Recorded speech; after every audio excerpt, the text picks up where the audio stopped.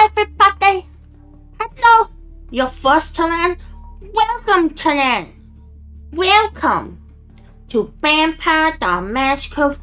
Why am I talking like this? To Vampire the Masquerade Night Road. Okay, I don't know why I started talking like Vampire the Masquerade. Maybe it's just all the excitement from supposedly we're masquerading the vampire. Yeah, exactly. We're masquerading the vampire. That is indeed what we will be doing. Hey, Brian Talan. Hello, Elite Trainer. Hello. Okay, so before we start, small little update regarding the watch times. I don't think we will, judging by how the watch time updated, I don't think we will get watch time by end of this week. But I'm pretty sure we will get like memberships next week. It do be like that. It do be like that indeed. Okay, hold on. I'm gonna clear my throat. Get ready for reading next week. Yeah, I think it's gonna be next week. It's like at 2979 basically, but but it's until Friday, and then I didn't stream over the weekend, so at least I think so. So I think it should be. Wait, did I stream last weekend? I don't think I streamed on Saturday. Cause it updated to Friday. Hello, Yeji Kitty, welcome. Let me double check. Oh wait, no, I did stream on Saturday. I streamed Tomodachi Live. So maybe we might be able to get memberships, but no promises. It's at 2979 right now. But let us read. It's time to read your update in this week mostly. Yeah. How are you today? We're doing okay, just a little tired, but we're still good. Cause like I didn't really sleep very well last night. I think it's because I had like caffeine before bed. So like I was like up until like 4 a.m. and I was like, oh. But it's okay. After the stream, after nice reading, we shall sleep. And then tomorrow we don't have much work either. So yippee. Why couldn't you see coffee? Probably. Alright, let us start. So where we last left off, we were in a vampire. So we're a vampire. We're like a vampire delivery driver. And then for chapter 4, we basically went to this research facility where we found out they've been cloning vampires. Don't know why they were cloning vampires, but then we tried to like fake someone's death with like vampire hunters, and then we ended up pissing everyone off basically. And vampire hunters are also on our trail these days, so we have to start laying low. But yeah, and also we're Nosferatu, so we're very ugly. All right. Chapter 5, St. Basil's Hospital, Tucson, Arizona, night of November 15th. Oh wait, is it too loud, the audio? Let me lower it a little bit. Okay, that should be better. Should be better. Actually, maybe lower it a little bit. Okay. Tucson, Arizona, night of November 15th. Sunrise, 6:53 a.m. The parking lot outside the Viper is a mess, even though it's too early for the party to really start. As you turn in, you have to slam on your brakes as a piss yellow Chevy Nova SS roars past you and accelerates the wrong way down West Alameda. Asshole. Do I have to make the roll down the window gesture? A clear, slightly accented voice says. Do people still understand that, or is it an anachronism? Oh, hello, Josh. Welcome. Prince Leto himself is standing outside, dressed in white and flanked by the mortal flunky you remember from last time. He tries to say something, but a GMC Denali rumbles past and he has to wait. Finally, he says, You have 2 deliveries this time, Briar. What changed? Your response is drowned out by a Kawasaki bike that revs up and takes off. At least his rider goes the right way down the street. This is for Patermaster, Prince 𝒖🔑 says, handing you a portable push-button lockbox like the ones outside Airbnbs. He's in the morgue. The prince also gives you a pass so you can get inside St. Basil's as a janitor. What about the other delivery, you ask. Someone will find you on the road, the prince says. Look for a red Corolla. That's dangerous and complicated, but Prince 𝒖🔑 has already rocked away to talk to another courier. There are, 5 in this parking lot? You don't recognize any of the others. Most of them must be Prince 𝒖𝒑's personal flunkies. What the hell is going on? You push it out of your mind. You know where you're going. Whatever finds you on the road will find you. As always, you've done your research. St. Basil's Hospital in Phoenix is a crowded, underfunded Catholic hospital that began as a psychiatric facility. It was corrupt even before the Canaanites moved in, with multiple scandals involving patient abuse, embezzlement, and accounting fraud that reached the local papers. And outside main reception, they like to keep it dark, as a courtesy to vampires like you. You've already noted exits, nearby safe houses, good places to park, and several abandoned buildings where you can hide if things go bad. You're between towns, about an hour from downtown Phoenix, when headlights appear behind you. They're coming up hard. Wolf growls dangerously in the passenger seat, but you're already on alert. You instinctively put a hand on your suitcase, where you keep the data destined for Patermaster. The headlights blow past you, then the vehicle spins out, throwing up dust and grit. It skids to a halt 100 yards up the road, its headlights pointing out into the big expanse of nothing that waits outside every Arizona highway. You slow down when you see the red Corolla, or to be more precise, the maroon Toyota AE86. This is the car 𝒖𝒑 mentioned. The little hatchback looks to be in good shape. What is it, 85, 86? It's an import, regular left-hand drive. You slam on the brakes and swerve as a figure stumbles onto the road. You maneuver effortlessly around the figure, then glide into position next to the Corolla. Carlos is leaning against his passenger door, looking ashen and clutching his stomach. You haven't seen him since your first visit to the Tucson Elysium. 𝒖𝒑's servant, Alexander, said Carlos was a cop. That's a good thing for a vampire to keep on the payroll, though this guy doesn't look like a cop now. He looks like roadkill. It takes Carlos a moment to focus on you. He says something, but you can't hear him over the pounding beats of Kernkraft 400. Turn that down, you shout. He nods vaguely and crawls back into his car to turn the music down, leaving a smear of blood on the door handle. Briar, Prince 𝒖𝒑 actually sent you. The fucking sewer rat. Shit, you're uglier than your mom. You have something for me? You ask. You glance back toward the road, but it's quiet. Just a few cars drifting past, and none of them can see you or the AE86.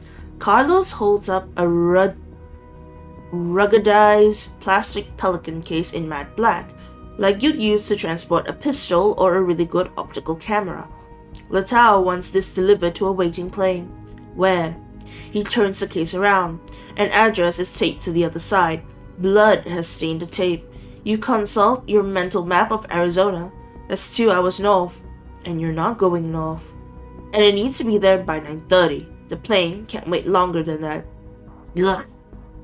Fudge me.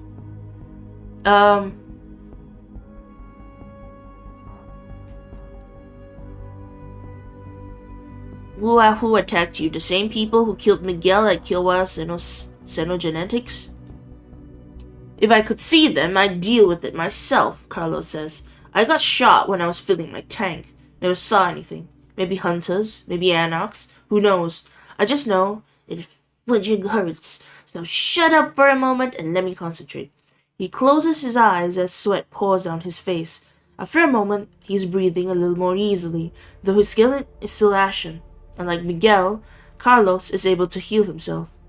Now stop asking questions and deliver this parcel, he says, throwing it through his driver's side window and onto your lap. Or Prince 𝒖𝒑 will make Riga peck your eyes out while I watch. Don't let the Inquisition get it, or the Anarchs. Anarchs, you say. Carlos restarts his AE86 and roars on out of there, blasting your Nissan with dust and grit. You check the address one more time. 2 hours? This isn't a Scotty on Star Trek problem. By all known laws of physics, getting there in time is entirely possible, but it's a cops all over the road problem. You can't afford to get pulled over doing 105 down some Arizona highway. There's nothing more annoying than when cops shine their flashlights onto your fake face. Oh, welcome back, Elite Trainer. You check your maps and consider the possibilities. A busier road would let you weave through traffic and stay hidden, though you have to pay attention to avoid police cruisers. There's also a less busy route, where you could just trust to raw speed. Where you could just trust to raw speed and determination to get you where you need to go. Are those the only two routes? You might be able to find another way by using your maps if you study them, but that might take time you don't have. I'm gonna check the case first. The Pelican case is made of heavy ruggedized black plastic with two alloy locks. You could probably get into it given enough time, but of course that would be the end of your career as a courier.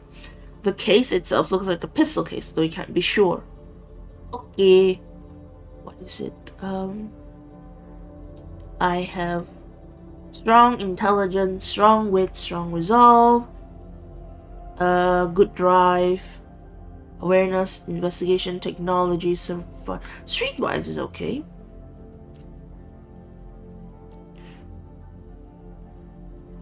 I take a well-trafficked road and keep my eyes peeled to dodge. I take a nearly deserted road and rely on the raw speed and my own determination to outrace anyone else.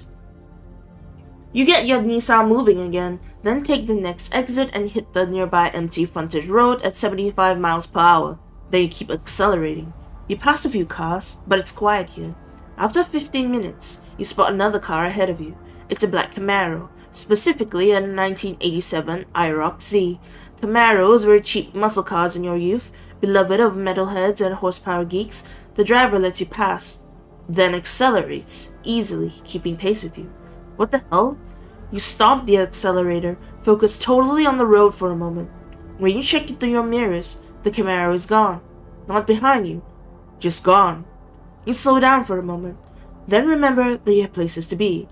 You speed back up, still scanning for the Camaro, but it doesn't return. You pick up a cop in less than a half hour and barely manage to stay ahead of him for a few miles. Before he can call him back up, you drop onto another side road and kill your lights, losing him and re-emerging having lost only a few minutes. You accelerate back up to maximum speed, not slowing down until, after 2 hours of high-speed driving, you turn off an unlabeled side road and race for your target, the Pelican case clattering underneath the passenger seat next to your suitcase. You brake hard enough that Wolf yelps in surprise when asphalt suddenly vanishes beneath your wheels, leaving you on a dirt path illuminated by starlight. You weren't exactly expecting a whole secret airport, but there's barely even an airstrip ahead of you, just a patch of hard-packed earth surrounded by jagged rocks in one direction and pine trees in the other. As you drift to a halt, you hear a buzzing whine overhead. You lean out the window and spot a small twin-engine light aircraft just as it comes in for a landing. It bounces once, twice, and starts to slow down. You step on the gas, moving to come up alongside the plane once it stops and hand off the parcel as quickly as you can. You're feeling confident. Then the floodlights hit you. A half-dozen black Buick Avenires are now visible not far from your position. One SUV has a light strip on its roof, which illuminates the airplane and catches your Nissan at the edge of its light. The FBI Special Affairs Division is here. You're just getting ready to roll backward when shots ring out. You duck, but they're not shooting at you. 3 wolves rush the SUV closest to the pine trees. One beast smashes right through the passenger window. A moment later, blood sprays all over the inside of the windshield. It takes you a moment to recognize them as kindred, and probably anarchs. Well, at least it's not werewolves. As the wolf gang growls swarm out of the devastated SUV, more appear from the darkness and rush the Inquisition on ATVs. Armed with old rifles or cheap submachine guns, they open fire with wild abandon, laughing even when they get hit. What's a gunshot and a fall to the kindred? The ATVs throw up a cloud of dust that obscures the battle. You're not sure what the gangrel are doing here, but as the battle erupts, you have a clear path to the airplane. The pilot is visible now, illuminated in the open side window. Just before it can roll forward, a dark blue 1963 Ford Fairlane rolls past you, heading for the plane. Its driver is visible only for a moment in silhouette. You catch a glimpse of a French braid and a heavy, hulking physique, but the federal agents with guns remain visible in the glow of the floodlight. Then you spot two FBI agents heading your way on foot, assault rifles ready, but Wolf bounds out your truck's passenger window and sprints for them. They don't have time to get a shot off before your Lobo drags one shrieking into the trees. So that's one problem solved. The airplane rolls forward, getting ready to take off, but the side door remains open. You can throw the parcel in if you can just get close enough. Dust from the ATVs swirl around the runway, so it's a race then. You need to get this parcel to that airplane before those agents shoot the pilot to shreds, and you're doing it while gangrel anarchs ripped into the FBI. You gun the engine. This is just like Fast and Furious. It's like that one airport scene, like the runway scene. Even as you start to move, you analyze the field ahead of you. The raging battle to your right isn't actually a problem. Whoever wins, Gangrel or the Second Inquisition, they won't be able to interfere before the plane takes off. The twin engine is moving faster now, its running lights and the glowing rounded rectangle of its open door barely visible through the swirling dust. With the Fairlane in the way, there's no clear path where you can just accelerate hard and get close enough to throw the parcel. The path ahead is rough, dangerously rough at one point, where there's a large bump in the road that you hesitate to go over, even in an old Ford. Hello, Capcom! Welcome! Welcome, Capcom! Welcome! Okay, let's see. What do we do?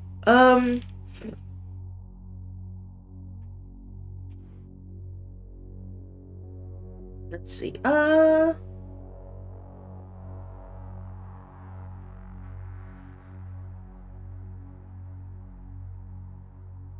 Okay, maybe let me check how fast is my car. How do I check how fast is my car? My car is not that fast, but my durability is like really good. So maybe we will just try and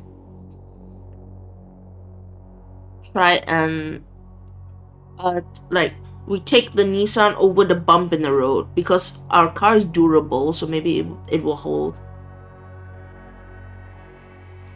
It is, you realize as you steer toward it, a very large bump. More like a dirt ramp actually, but you don't have time to think.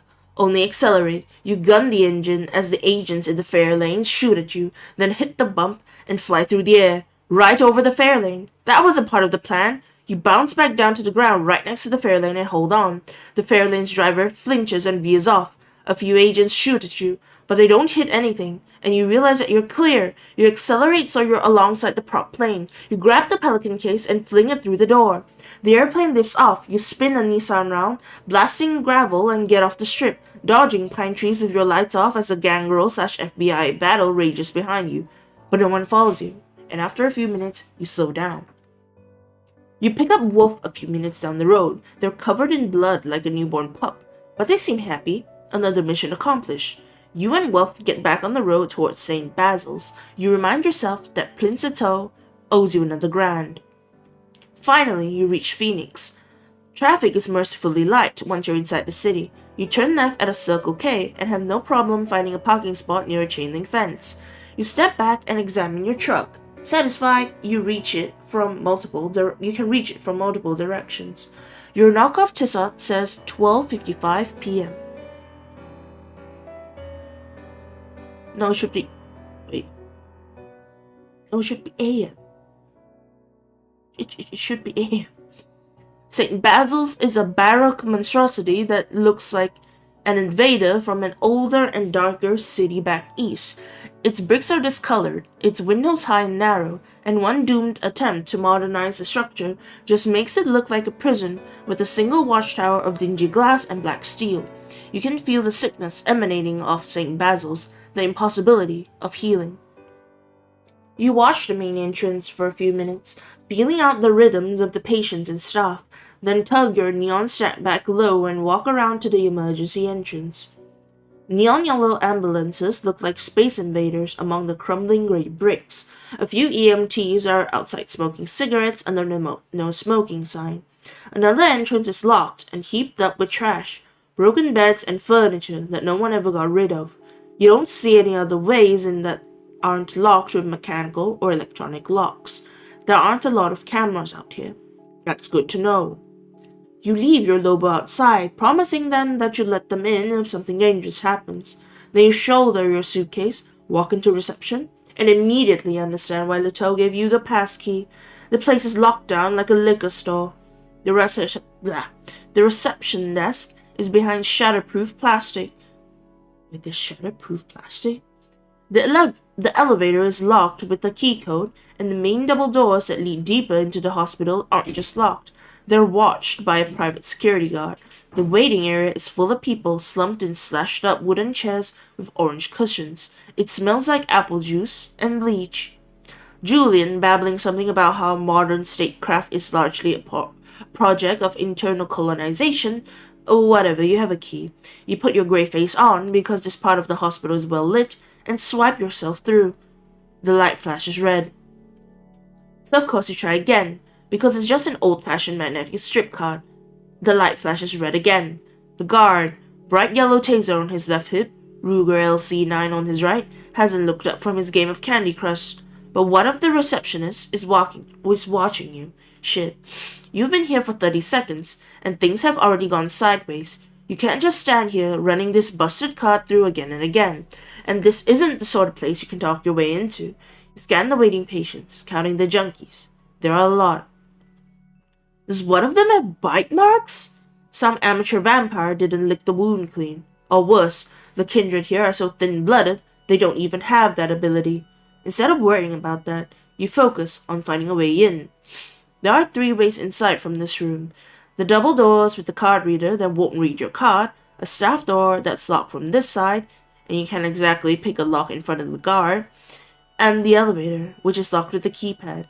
You saw some unattended entrances outside, but all the ones you noticed had mechanical locks. Maybe you missed one. You could search again, though it wouldn't be easy to skulk around outside without drawing attention. Okay, let's see. We can't talk to the guard because we have ugly face. We have very ugly face. Okay, hold on.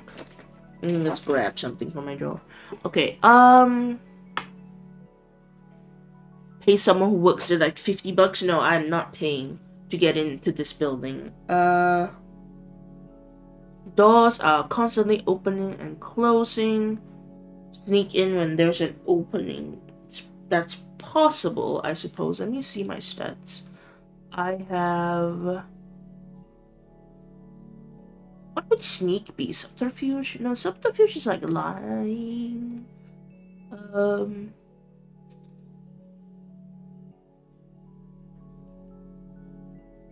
wait, we do have obfuscate. Let's see.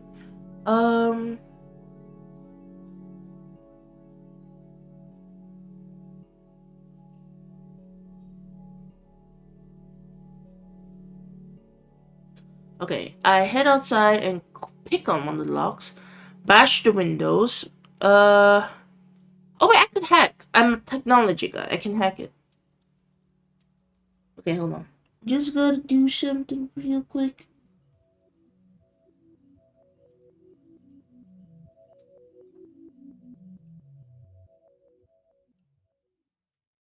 Never mind. Not working. Okay. The first thing you do is pop open your Arduino and run a quick search for common and administrative default passwords to refresh your memory. A lot of keypads use 0911 as an emergency override for police and fire. That doesn't work, but a common default password causes the elevator doors to slide right open. Change your defaults, people! You hit the button for floor 2 and are past security before anyone really pays attention to you. Once you're inside, no one bothers you. The stone walls of St. Basil's are unnaturally cold for an Arizona autumn, like they imported the chill and damp from some 19th century mental hospital in London or Massachusetts. The lights are dim in most of the hallways, so you're fine with just your neon snapback pulled low. Though painted lines on the linoleum floors are supposed to head into intensive care, orthopedics, radiology, etc., according to the paper maps on the walls, they have a way of fading out or vanishing, turning the near-windowless corridors into a labyrinth. Even your meticulous prep work was not enough. Even your sense of empathy, numbed by years of surviving as one of the living dead, can feel the miasma of sorrow and regret that hangs over St. Basil's. Maybe we can help people. You wonder what to do. Even here in this single hospital, the magnitude of the awfulness threatens to overwhelm you. There's a stretcher in one hallway that looks like it's been unattended for days. Flies swirl as you pull the blanket off the corpse. You can see the chew marks on the neck and wrist. You're not sure it's your job to bring the local Camarilla back in line, but you instinctively recoil at such an obvious violation of the masquerade. You finally find a sign that says morgue. More signs lead to a particularly bleak corridor with old posters illuminated by buzzing yellow lights. There's nowhere to hide when a painfully thin woman appears out of the shadows. You hold up your lanyard and move to keep walking, but she steps in front of you. "Patermaster wants to see you," she says, pointing to an office at the end of the hall. "Don't keep him waiting." Ah, he looked tough. He looked like he's a tough Dr. Vampire indeed. Patermaster has done everything he can to make his large, low-ceilinged office look impressive.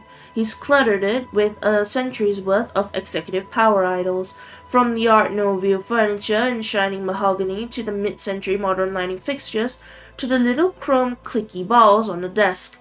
The result is a confused agglutination of talismans with no consistency or power to impress. Currently wearing scrubs so he won't draw attention, Patermaster settles himself in an Aeron chair behind the desk, so his head is hallowed by a water stain on the concrete wall. The walls are otherwise lined with vintage automobile ads, like in Jay Leno's garage. He opens a laptop and gestures for you to toss him the lock, opens it, and pulls out a USB, which he plugs in. He leans back and two katanas appear in his hands as if from nowhere. You blink. It's a trick 𝑧𝒐𝒄𝒊𝒂𝒍𝒔 taught me. Patermaster says, "These are my friends, Duncan and Connor." He swirls the blades through the air. You almost laugh, but shit, he really knows how to handle them. Getting on the wrong side of those blades might be a bad idea. Oh dang, the katanas are named Duncan and Connor, guys. The blades vanish just as suddenly as they appear, and Patermaster turns his attention to what's on his screen. The Bruja takes his time reading whatever Littell sent him. You wait. Finally, he leans forward and says, "I know that Littell didn't just send you to deliver a letter. You're supposed to see how we're doing here. The Eagle Prince isn't happy with us."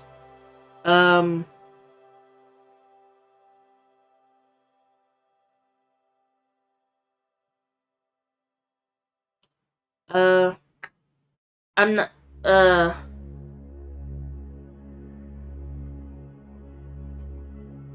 I could definitely see how this place could run better.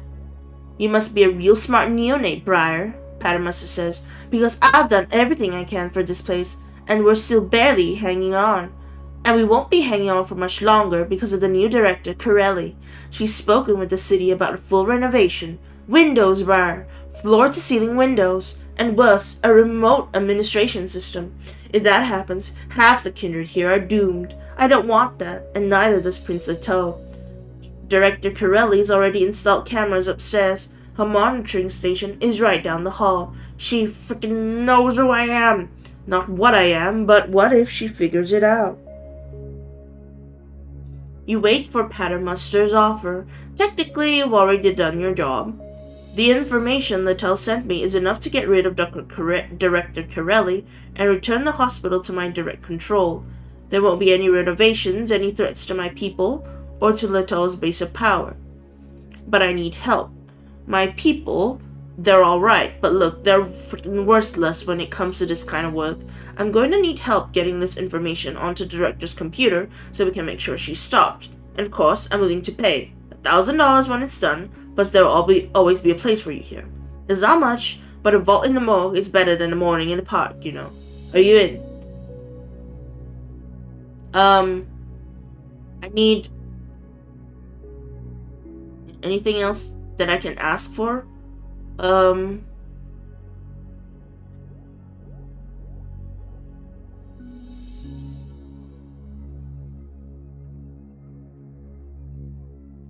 Okay, I'll prove my value by looking at the monitoring station. Maybe I can use my computer skills.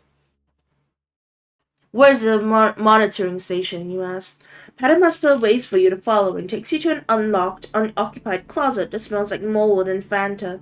4 old tower CPUs are wired together on a shelf, but there's no keyboard or monitor. I could just start pulling out wires, but Director Corelli would know, he says, and I don't want her thinking about me until she's gone. Still, can you do anything about this? You plug in your Arduino and start poking around. Is that a MacBook Air? 𝒂𝒂𝒂𝒂 asks, proud that he knows a kind of laptop. You ignore him because it's not a MacBook Air. You poke around on the parts of her network that don't have passwords. After all, you're able to give 𝒂𝒂𝒂𝒂 some good news. There's almost nothing here, you tell him. Like, there are no actual cameras connected to anything except for a few in the lobby.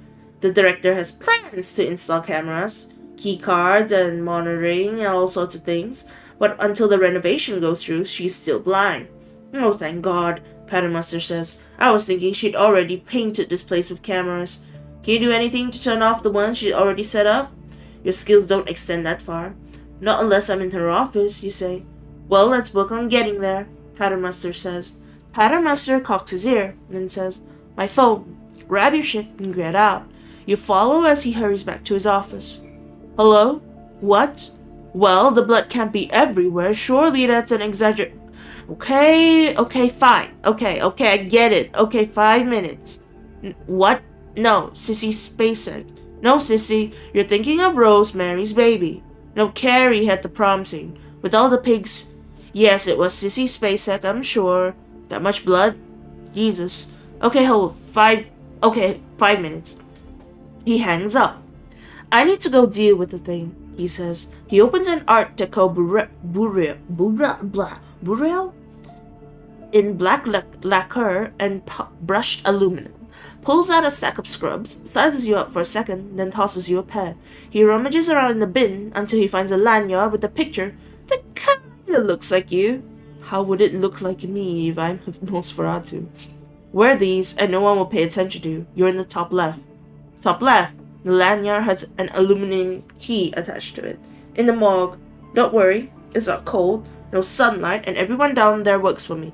So you're safe. Get a feel for the place. Director Corelli's office is guarded even at night, so I'm gonna need you to look around for a way in.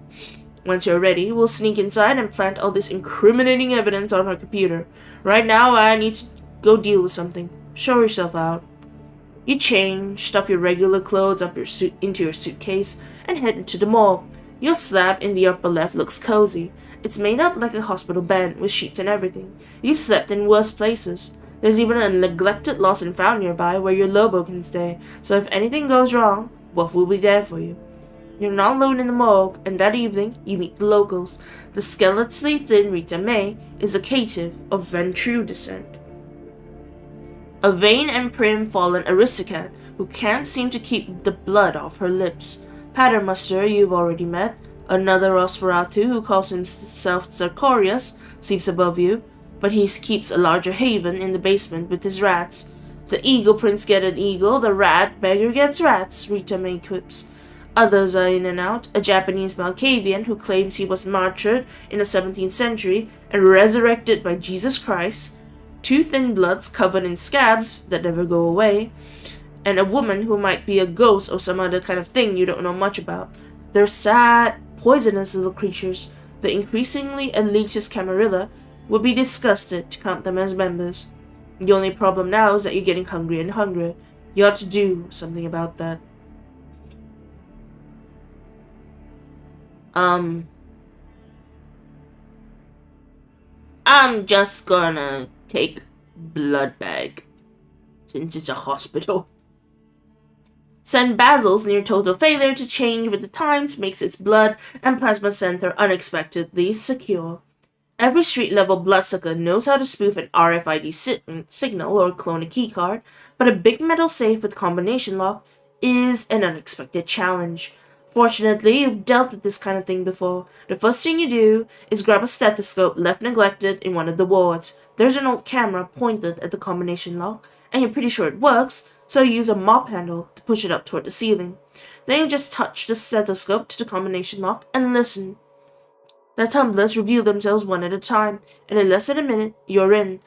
But just as you head back into the main corridor, you hear footsteps. You toss the blood bags into your suitcase and get to the main corridors just as a guard comes around the corner. He walks past you, then turns and says, "Hey, wait!"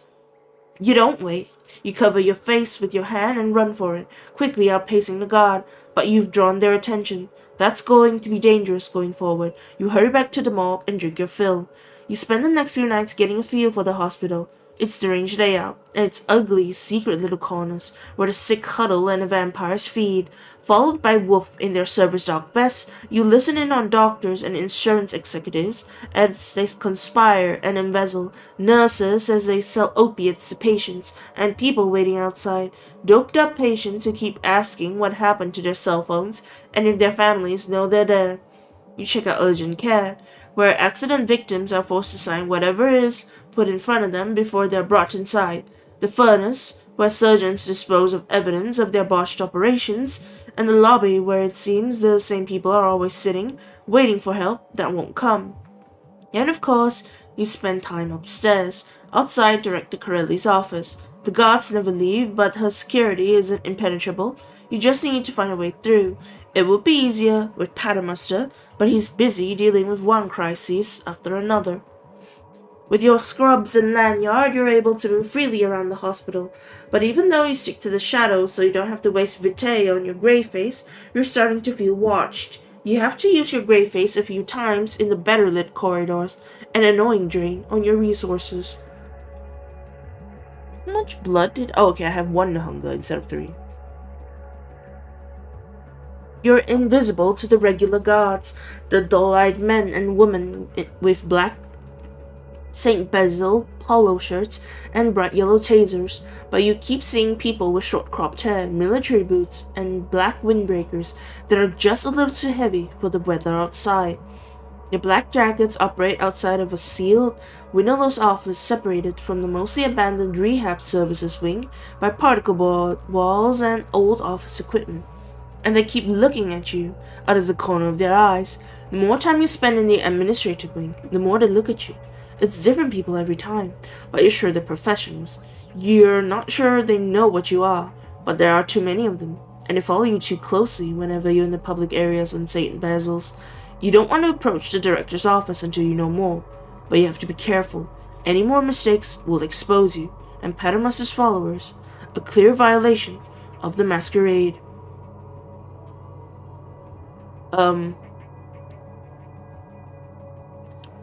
Laptop. As fun as Mission Impossible adventures might sound, you have a laptop you bought and modified for exactly this sort of work. You take a few surreptitious pictures of the mysterious guards, note their gear they carry, and then get to work in an empty storeroom outside the morgue. A few searches on Yandex turned up names to go with the faces you photographed, and after that, it's easy. Your target stint in Afghanistan leads directly to private security work through a dozen mercenary contractors with fast-changing names, then to a company called Roadrunner Protection Agency that was investigated in 2016 for its connections to an illicit opioid distribution network that ran all over the Southwest. The company disappears by 2017, but the network definitely didn't. These black jacket guards are just Roadrunner, and they're still running opioids. And they're doing it right out of 𝒂𝒏𝒂𝒍𝒔's.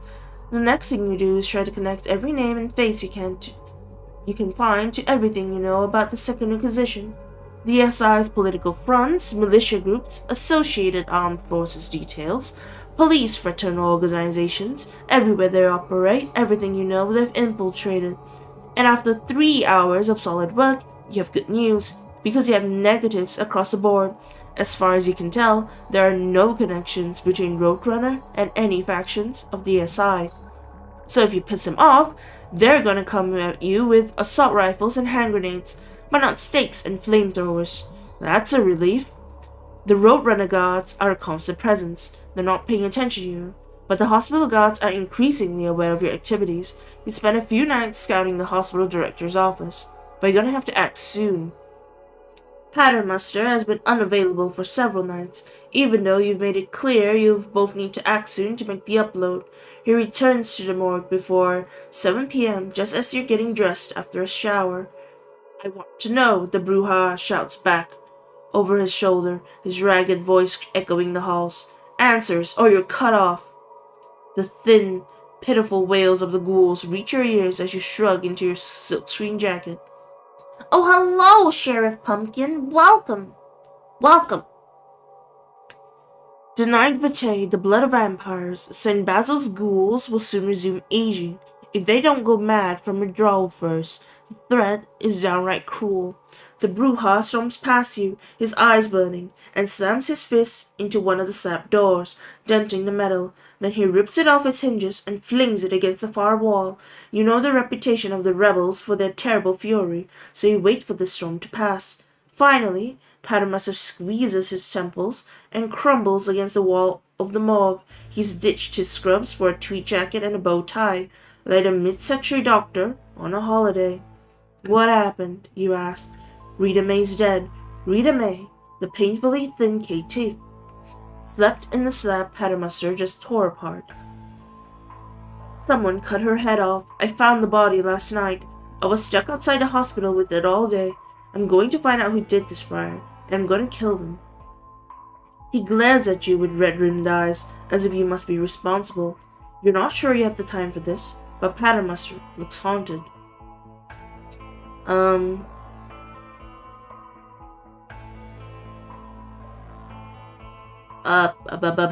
Blood sorcery. The headless, emaciated corpse is waiting for you on a metal gurney beneath a fluorescent lamp. Older vampires crumble to bones or dust upon final death, but Rita May was young. Decomposition is noticeable, but the body is still intact. You start with a simple ritual from the Path of Blood Sorcery 101 for Clan Jameer. Tasting the dead woman's blood, you learn details of her lineage and age, but nothing to reveal how she died. So you tell Paternoster to step out of the room. Recognizing the sorcerer's need for privacy, he doesn't even ask questions, just steps around the corner as you begin a ritual that scholars claim originated with the Sabbat, the Sword of Cain, a vampire death cult that fled to the Middle East to wage eternal war against the eldest vampires. The Sabbat are gone now, but some of their dark secrets still remain. This ritual is one of them. You check again to make sure no one is watching, then open Rita May with a scalpel and begin your unnatural autopsy. The secret work is all at the beginning, and when you're done, you invite Paternoster back in. The head was severed using a sharp, heavy blade, not a claw, which is always a possibility. No one's borrowed Duncan O'Connor, Paternoster said, patting his invisible swords. The other noticeable injury is the puncture mark in the back that pierced the heart. You use tweezers to pull splinters out of the flesh. Staked, Paternoster says, discounting the unlikely possibility that Rita May fell out a window and landed on an upside-down table leg. That narrows the search to people who know how to paralyze a vampire. But more importantly, there's a noticeable deformation around Rita May's back. Whoever slammed the stake into her back did it with superhuman force. That narrows it down further. Someone used their undead strength to guarantee that the stake would pierce flesh and muscle to reach its target. Finally, though, you have no head to examine. Your sorcerer's insights reveal minor wounds around the clavicle, just below the clean severing line, corrosion caused by Rita May's body crumbling upon her final death. Maybe, but you also see similar wounds on her toes and ankles, and one on her palm. You examine her clothes. A long dress, open-toed sandals. The dress is chewed up at the hem. Oh, Paternoster says as you hear the scuttering of tiny horrors. I know what those are. They're rat bites. You nod. Whoever destroyed VTM summoned creatures of the night to attack her, then drove a stake into her back with superhuman strength. Any powerful vampire could develop those powers, but there aren't any powerful vampire here, except Patermaster, and he doesn't control rats. 𝒂𝒏𝒄𝒊𝒕� does, the nosferatu. It's easy to forget how fast one of the rebels can move. Patermaster flashes down the hallway and then down the stairs towards 𝒂𝒏𝒄𝒊𝒕𔥗. He's a black outline in the glow of a single yellow bulb, and then the bats descend. And then the bats get torn to pieces because Patermaster pulls his 2 katanas out of nothing and turns into an undead Cuisinart for a few seconds. The bats patter to the ground, halved or quartered. Patermaster flicks Duncan and Connor, splashing blood on the walls and ceilings, and keeps going. You step carefully so you don't slip as the Brujah stalks forward, covered in blood and wings. Then 𝒂𝒏𝒄𝒊𝒕🔄 bolts out of the shadows, cracking the tiles with unnatural strength of his jump. Patermaster dodges, faster than you can track, and slams both his swords through the nosferatu's ribcage. 𝒂𝒏𝒄𝒊𝒕🔄 clatters and screams as he tumbles end over end with both the swords through his chest. He rolls to a stop at your feet. You can feel the rebel's fury boiling off him. This is not just mindless rage, but righteous disgust at what the sewer rat has done. Murderer, Patermaster whispers. He wrenches the swords out of 𝒂𝒏𝒄𝒊𝒕𝒔, twisting them as they come out, and the fallen vampire grows in pain. She was... 𝒐𝒏𝒄𝒊𝒕𝒔 betrayed you, master, not me, 𝒂𝒏𝒄𝒊𝒕𝒔 says. She was moving opioids with the Roadrunners, those black-jacket guards. She realized I knew. She would have... We don't destroy people for what they might do, Patermaster says. Are you a prince? He kicks 𝒂𝒏𝒄𝒊𝒕𝒔 across the dark and dingy room. He smashes through a chair before rolling to a halt against a rusted filing cabinet. But then the rebel sees you and stops. Perhaps the word prince made him hesitate. His authority is considerable here in his domain, but Patermaster is no prince. You don't represent the Prince of Tucson, let alone whoever runs Phoenix after the DSI and the beckoning depopulated, but Prince Ito will want a full accounting of what happened here. That's a complication for both you and Patermaster. So, he says, looking down at 𝒂𝒏𝒄𝒊𝒕𝒔 and gritting his teeth to master his rage, what would a real prince do?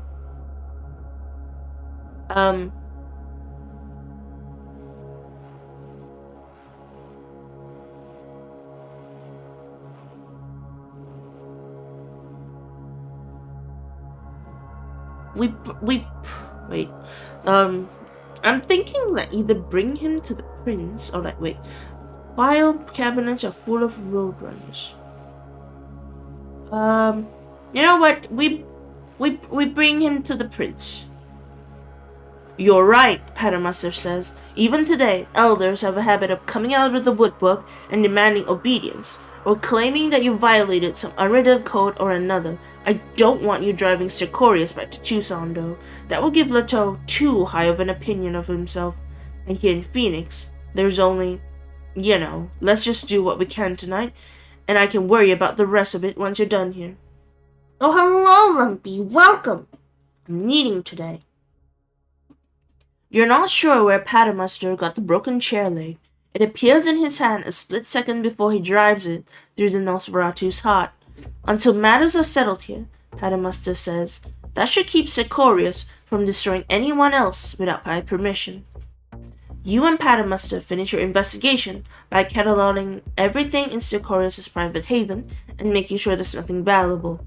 There isn't, except of course for his battered file cabinet, which contains hard copies of about the Roadrunner agent's distribution network. Finally, the two of you head back to the morgue. It's been a successful night, though the moment the VTM mystery has been solved, Patermaster starts worrying out loud about the promised expansion of the hospital. St. Basil's Hospital Morgue, Phoenix, Arizona, night of November 18th, sunrise, 6:45 a.m. It has to be tonight. Mondays are frantic all day, then quiet all night, with frequent call-outs among the St. Basil guards. The Roadrunner guards are also unusually quiet on Mondays. since they're the busiest on weekends and then lie low for a few days. After the destruction of Rita May and the revelation of her involvement with the opioid sales, St. Basil's kindred have been subdued, which is good. They'll stay out of trouble. You and 𝒂𝒂💧 have spent enough nights serving Director Corelli's office that you have a good sense of its layout. It's at the far end of the executive administration room, behind a door that's locked and guarded the moment the director leaves in the evening until she returns an hour after dawn. There are normally 2 guards, except on Monday, when only one is on duty. Any attempts to bluff the guard would require your gray face, of course. The only other entrance is through a high, narrow window that you'll have to climb down from the ceiling to reach. The office itself is sparse, with a computer, a meeting table, and old metal filing cabinets full of hard copies that doctors and hospital administrators constantly have to access. No wonder she wants to upgrade this place. The computer is an ancient desktop model, which makes it unexpectedly secure. You have to physically access it. The good news is that 𝒂𝒂💧 clung to the wall outside the window and watched Director Corelli enter the password last night, so you have access. The executive administration wing is blanketed with cameras, and recordings slice right through your shadow tricks, but that's where 𝒂𝒂💧 comes in. His office is right down the hall from the security monitoring station, and he's waiting to temporarily disable the cameras, just like you taught him. Then all you need to do is reach the director's old desktop unit and enter the password. Despite that one alarm, no one has discovered you here at St. Basil's, and if you do well breaking into the office, who knows what else you might be able to exploit in there. It might be best to avoid easy and functional solutions like using your logo in favor of testing your skills. Now strength is no bueno. Oh yeah, I can hack the door, it's fine. 𝒂💂💧 was able to uncover the director's computer password, but the office door uses a keycard system not used anywhere else in the hospital, and worse, you haven't been able to get close enough to look at it, so you've been going in blind. You hurry to the executive administrative offices, which are empty except for a custodian emptying the recycling bins, and settle in to watch the guard from one of the few positions that isn't under camera surveillance. When he leaves to take a piss, you text 𝒂𝒂💧 and he kills the cameras. Then get to work. You relax when you realize that this isn't a high security model. It's just a pretty standard keycard reader, like the ones they use in hotels. And you have a microcontroller. There's nothing on this lock that prevents you from pulling up its memory. No authentication requirements, so you just mess around for a minute until you find the door open code. The door pops open. You're in. You pull all the wires and junk out of the card reader and step outside. The old CPU boots right up and the password works. Most of St. Basil's feel like it was entombed in 2003, but the computer has a USB port, and you slide your weapon right in. You get a text from 𝒂𝒂💧, upload the virus, get everything you can from that computer. He's watching from his own computer, or one of the 𝒂𝒂💂 is. There's probably someone downstairs who knows you're not here to upload a virus. It's just a program that plants incriminating information in a number of spreadsheets accessible by other members of the hospital staff. So now you're faced with a question. According to Prince Ato, the falsified records on the USB, once injected into the hospital's old and proprietary database program, will trigger such a financial meltdown that Dr. Corelli's future plans for redevelopment will be scrapped for at least a decade, leaving 𝒂𝒂💧 and his creatures to continue their unlives in peace. If you do that, both 𝒂𝒂💧 and Leto will be grateful. Or you could just get rid of these creatures. You're no staunch humanist, but isn't there something pathetic about 𝒂𝒂💧 and his caitiff scavenging for blood here in St. Basil's? You would make enemies of everyone if you let the redevelopment go through, but St. Basil's would stop being such a black hole of despair and disease. Of course, screwing up the hospital might also annoy your sire.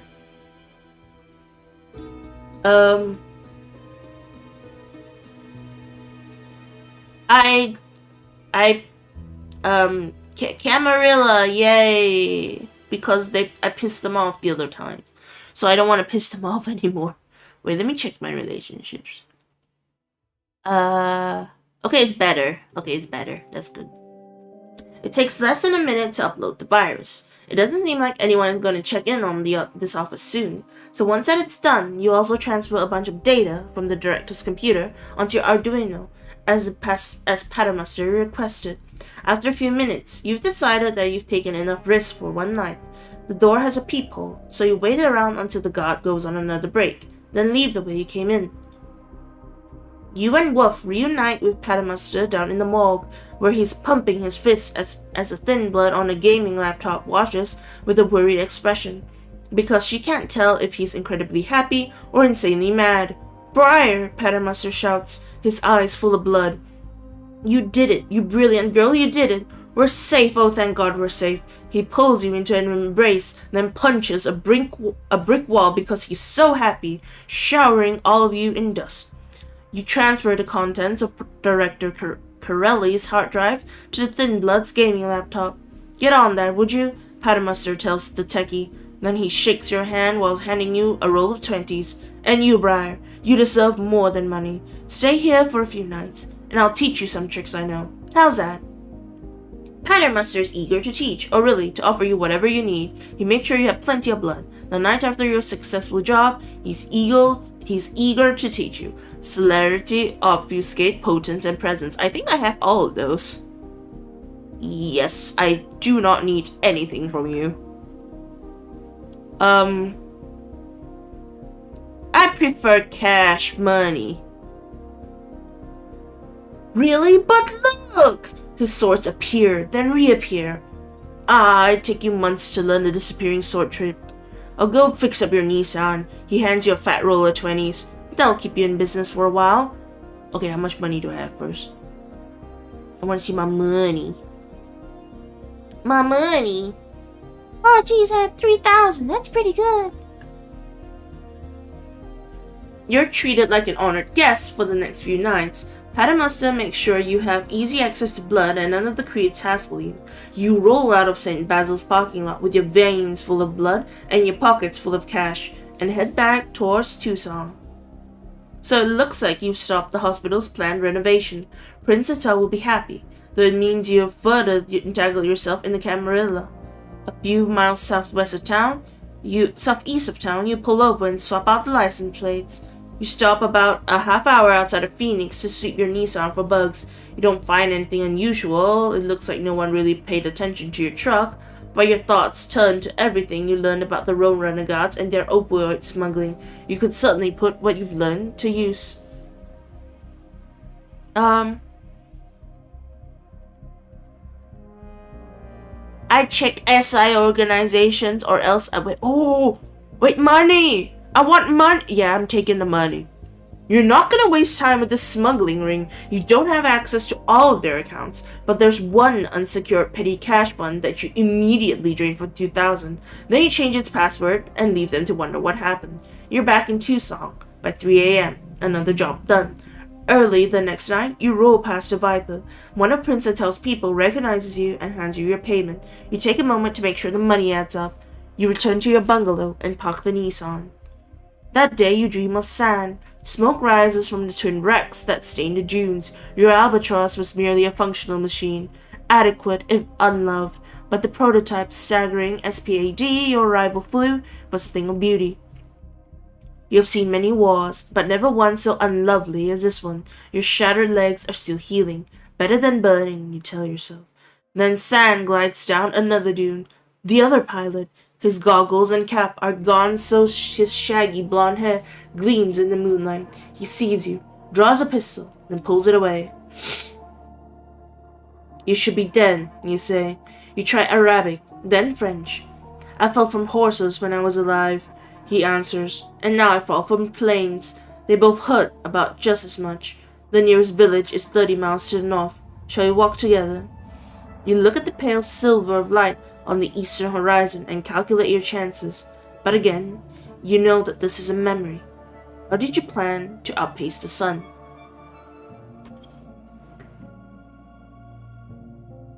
I think we can raise our survival or investigation? Like maybe we can look for maps.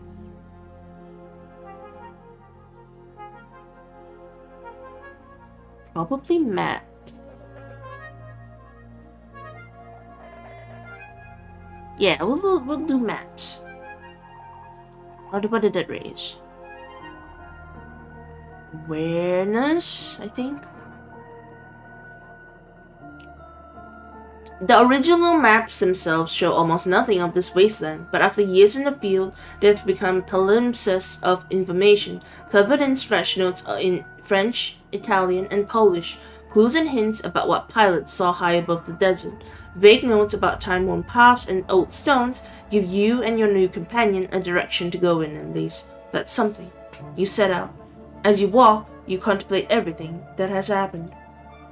August 1917. This pointless war has filled you with doubts. You join. Why did you even join? To become hero? To prove yourself to the Banu Hakim elders of the Ottoman Empire. But now you realize the smallness of the truth. For Canaanites, the highest virtue is survival. Just getting by from night to night is all one can really ask. Maybe other things can follow that. Mercy or rage, out of wealth, but without mere survival, there's nothing.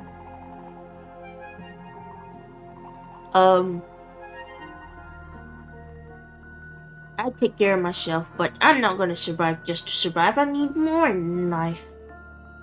You shake off these strange notions of survival at any cost and drag yourself out of sleep. Ayla's memories cling to you as the sun sets and your night begins. Let's see. How much money do we have now? How much money do we have now? We have... Wait, where is it? In inventory. Woo! 8,000! Yippee! Oh, what about my relationships? Is my car damaged? No, my car is fine. Yeah, my relationship's good. Maybe we can buy a better house. Let's buy a better house. Okay. Penthouse or just literally just a mission? Alright, we're just gonna buy the most expensive house. There's quite a bit of paperwork since the structure is so old and the rites around it are so complicated. Nonetheless, after a few hours spent making sure a few centuries of paperwork are in order, a final call to the Vatican, Anna hands you a huge brass key, a modern laser-cut key for the inhabitable section, an ancient map of the grounds, and a URL for an Urban Explorer website that has more accurate maps made last year. You have to keep the Urban Explorer kits out. Well, part of the money you just paid will go to security. After a few hours spent securing various shadow identities under which you'll be able to access the mission, Anna hands you a laminated book that explains the security system and protocols. You move into the 80s style apartment that's the only inhabitable part of the estate. How long would it take you to move in fully? Years? It'll be decades before you can rebuild this place. Still, with this level of security, you're now free to plumb the deepest depths of your unnatural powers. Yippee! Get the blood. Get the obfuscate first. Now we get the blood sorcery. And now we get the animalism. Wait, should we get dominate? No, we're not venturing. Let's get the animalism. And then we're done. And then let's go to the pawn shop. Let's go to the pawn shop. Is there anything to buy? No, I don't want to make her my ghoul. I can buy the intrusion kit, I suppose. How much is the intrusion kit? 2,000? How much money do I have? My money. Oh, I still have like 4,000.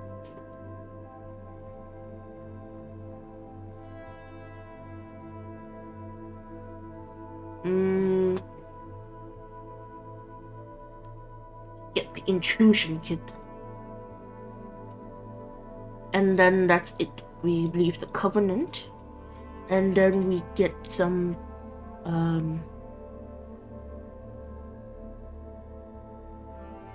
get some blood.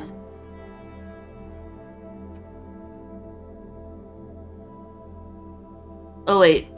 Alas, Alexander says when you inquire about feeding, one more thing has passed from this world and will not return. I had sought to contact railway managers about sheep or cattle cars to divert them into Tucson, but all that is gone now. The whole infrastructure has passed into memory. Nonetheless, remembering your preference and thinking that other kindred may benefit from such a program, I make contacts with several local kill shelters. I hope these poor creatures will serve your needs. He leads you into a storage room that's now stacked floor to ceiling with rusty iron cages full of dogs no one wants. That will do, you think, as you bare your fangs. You are soon sated. This is so cursed. I just like putting the doggos down. Oh god.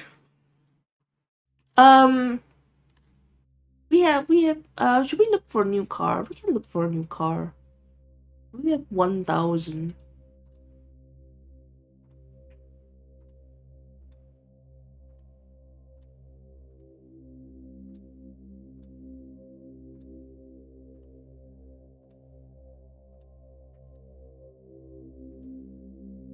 Our car is fine. Let's do misinformation. What's the misinformation?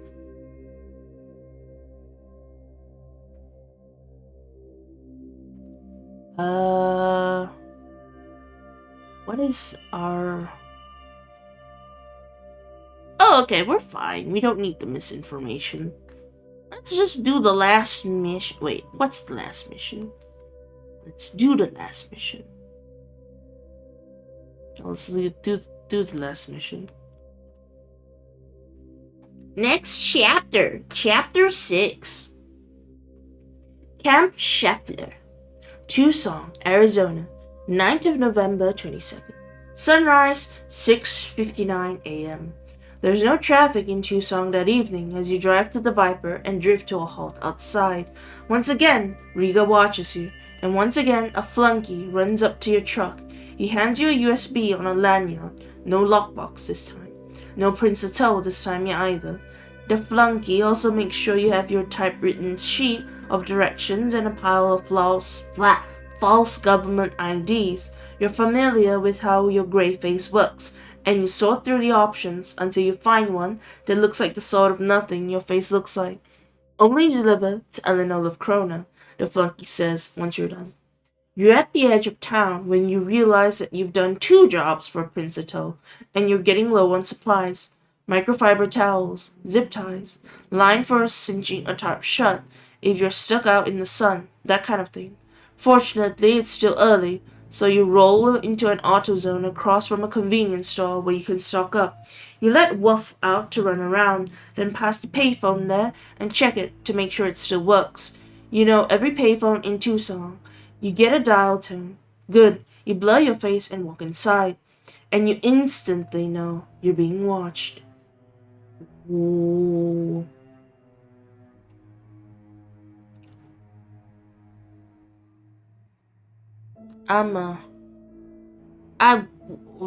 We check who's watching us first. You keep browsing while you watch the anti-theft mirrors. You don't have any trouble spotting the woman who's looking for you, because she's the size of 2 big men. You can tell because she's got 2 big men behind her. All the 3 wear 2 tight black suits.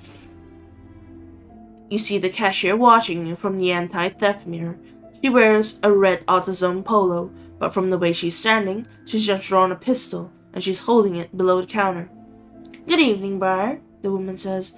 You've seen her before, and this time you memorize her features. White, middle-aged, graying-brown hair and a French braid. Really huge. My name is Agent Donati with the Federal Bureau of Investigation. I'd like to ask you a few questions.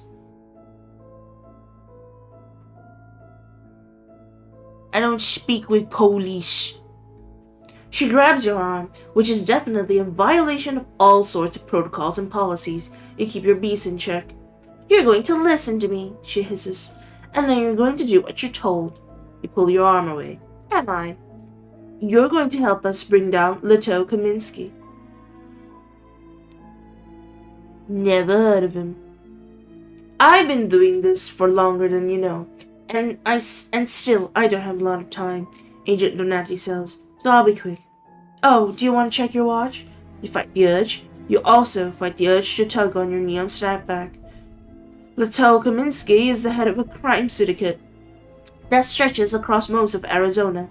His organization is involved with human trafficking, organ legging, racketeering, organized auto theft, and fraud so long-running and extensive that in order to encompass its full extent, I had to track down copies from the French Surete and Spanish Guardia Civil and Turkish translations from the Ottoman Empire. Do you understand what I mean? Do you understand how long this has been going on? She sounds tired. Then her eyes narrow as more customers arrive. One watches you suspiciously from beneath a low-slung black cap. Hunter, investigator, whoever he is, this is a problem. Donati wants answers, but you don't want to say anything too revealing. The masquerade is strained enough in Tucson without one more curious citizen tipping over into active supernatural sleuth.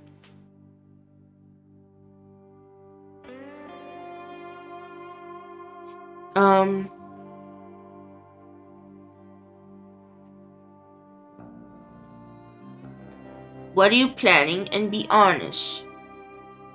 Your subtle cues make it clear to Donati that some of the customers represent a potential breach of the masquerade, and the SI wants vampires exposed on their terms, not anyone else's. We're planning to protect America from people like Mr. Kaminsky, Agent Donati says, dropping her voice to a whisper. Our methods are unconventional, and they might even interest you, but right now I only want your assistance for when we move on Tucson. When is that? You ask, wandering away from the customers. Donati follows. She doesn't answer, but she does hand you a card, sliding it into your hand so no one else can see. You check the card. U.S. Department of Justice, Federal Bureau of Investigation.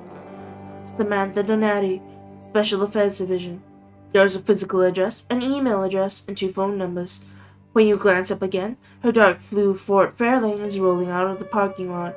The cashier took off, so you just grab what you need and head back to your Nissan. Riga watches you from the roof of the AutoZone as you leave.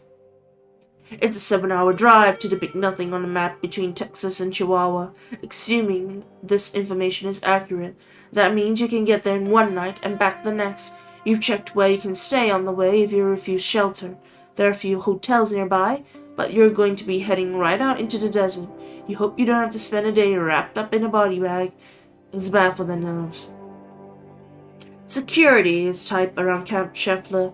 You're followed once you turn off the main road, first by the Texas Highway Patrol, then by some kind of patriot militia group in a Chevy Tahoe flying Gadsden and Blue Lives Matter flags. They only peel off when you reach the outer periphery of the camp. High fences topped with razor wire, guarded by men in face masks and goggles. The face masks look like respirators, and they're all painted the same way, like a great cat's mandibles. Though everyone seems to have respirators and at least one cat skull logo, weapons and other equipment are heterogeneous and irregular. From their mannerisms, you detect a mix of component ex-military, police security personnel, and untrained fringe militia types. Hello, Geek-san, welcome! Yeah, we're in dark mode today. Dark Briar. You make a mental note to grab one of the respirators once you're inside. You don't need to breathe, but you do need to hide your face, and you'd like an excuse to do so. Speaking of which, you don your gray face as you roll up to the security checkpoint. The gate guard looks from your government ID to your very much non-government Nissan, shrugs, and waves you around to the parking lot. You spend all that time picking the perfect face for nothing. Oh well. Throughout history, certain kinds of prisons have served as neutral meeting spaces and feeding ground for the kindred. Insane asylums, concentration camps, and gulags have drawn vampires with the promise of easy blood and relative security. Olive Prona, shadow director of Camp Scheffler and member of Clan Ventrue, has hidden this place from regular inspection and allowed it to fester and grow ripe. You roll past open-air holding pens where prisoners sit wrapped in reflective plastic blankets, watching your Nissan with expressions of hopeless despair. Guards patrol with rifles or dogs. Wolf snips unhappily at some of the dogs. You feel it too. Vitae flows through the veins of some. As you finish your circuit and park, you watch some kind of shift change among the prisoners. They're being put to work in long, low Quonset huts. The wind carries the stink of unwashed and unhealthy bodies. And this is autumn. You wonder how they don't all boil in the summer. The moment you step out of the truck, a tall, dark figure of indeterminate gender in a dark suit approaches you and says, "Give me the USB." What are we reading? Oh, so we're reading? We're a vampire, and then we're on errands. So right now we just reached a new area where basically it seems like some kind of like, almost like I think it's like an illegal like immigration thing, where like they catch people and then they put them to work, kind of like an illegal jail kind of place. And we just arrived at one of these places, and we're here to deliver a USB.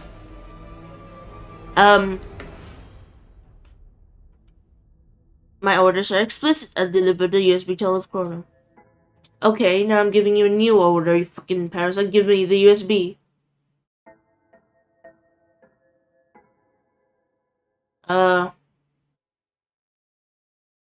Wait, how much do I have intimidation? I don't have intimidation.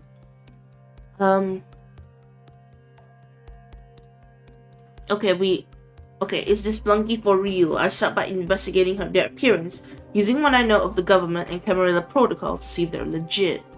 You keep them talking for a few more minutes. A careful analysis of their mannerisms reveals a few useful things. They're either a ghoul or a junkie, and given the amount of muscle they carry, they're probably not a junkie. They're not officially part of whatever militia group patrols this camp, but when a few of them pass by, their reaction is deferential. A non-binary person who can command the respect of these militia thugs has to be dangerous. Unfortunately, you have no idea how you're gonna convince them to leave you alone, at least without employing your supernatural powers. Do I have... Can I can fake give them USB. Here, fake USB. Fine, you say. You hold up your hands in a gesture of surrender, but 𝒂𝒏𝒄𝒊𝒕� flunky is wise to your game. They grab your other wrists, and the real USB, damn it, drops into their open palm. Before you can react, 4 of those masked gods appear behind them. You're badly outnumbered. "Thank you, Tick," they say. "Now come with me." You glance at the gods. Doesn't look like you have much of a choice. They lead you to a bright red Quonset hut guarded by a man and a woman who are also dressed in dark suits. "I'm sorry, Nale," the woman tells your escort, "but 𝒂𝒏𝒄𝒊𝒕𔔄 can't be disturbed." "I have information from Tucson," Nale says. The woman shifts uncontrollably. "I know, but..." "Is that you, Nale?" "That must be 𝒂𝒏𝒄𝒊𝒕𔔄. She's inside." "Is Briar there?" "It doesn't matter. It'll have to wait. Just give her a place to stay for the night. Tomorrow night, I'm busy. I have data from Tucson," Nale says, but only silence answers them. "Shit," the flunky mutters. They glance your way, then say, "I'll find a place for you to stay, Briar. Don't wander far." Now to make sure the USB actually reaches its intended destination, you wander right back to your Nissan. Someone stuck a boot on it. Great, it looks like you're staying. Tucson, Arizona. Yeah! The first time, because this isn't the first time I've tried to read this game. And then the first time I read this game, I thought it was Tucson, but it's like Tucson. You get a consolation prize for your booted Nissan, a lanyard that lets you wander around without getting shot. You also get a private trailer too, complete with shower and one of those cat skull masks that you can wear to blend in with security and hide your face. Trapped, but not exactly a prisoner, you explore the complex. The camp is laid out like an open-air prison, with temporary Quonset huts serving as separate holding pens for men, women, and children. Due to overcrowding, an overflow pen topped with razor wire holds several hundred more people. Right up next to that pen is a place called Millicent's, a kind of Rick's Cafe American for kindred, where the vessels are so plentiful it's almost free. Well, that's cute. I know English is back. Yeah, pronunciations of names are really weird. After using your ID to pass the security checkpoints, you poke your head inside Millicent's and count not just well-heeled Camarilla types, but also anarchs of all kinds lounging among the dazed-looking blood dolls, among the low couches and glittering lamps that establish a sort of 1920s French Algeria, 1990s Pier 1 store style to the place. You're pretty sure the biker gang is made up of gangrel, since there are two wolves among the outlanders. You also spot some creepy-looking figures in boiler suits that you've heard about, but never met. Russian exiles, mostly rabble, if the stories you've heard are to be believed. You listen in on some conversations and learn the names of a few lunatics, sewer rats, and clanless hangers-ons that the new, more aristocratic Camarilla wouldn't normally tolerate. Oh, hey, it's an old lady. Kinda looks like, with the bun and everything, reminds me of the Spirited Away lady. Actually, hold on. Let me move my character a bit to the side. I feel like, yeah, that's a good space. It's good. It's better. I was like two to the side. Millicent herself is small, frail, and elderly, a peculiar choice for the embraced by most standards. She looks like a librarian from a black and white movie, but it sounds like everyone is welcome to grab a drink at Millicent's. I need food. Alright, let's see. A vampire could get used to living the good life. Yes, you think as you watch a hulking vampire share a hollowed-eyed vessel with a hard-looking bruja in a Soviet captain's uniform. You could definitely find yourself settling into this sort of thing. But you see Millicent herself behind the bar, running numbers, her expression grim and a little worried. The sheer size and speed of this operation might be more than 𝑺𝒐𝒄 and her underlings can handle. Even your casual monitoring reveals that vampires here are using needles to steal blood. Where is it disappearing to? And of what use is blood measured in cubic centimeters? Those look like biomedical samples. You wonder if a program like this can last, or if it's always doomed to collapse, as kindred are compelled to take more than they need. You head back outside and check the mortal guards. They're a truly bewildering mix. Some are actual police, state police, or from nearby municipalities.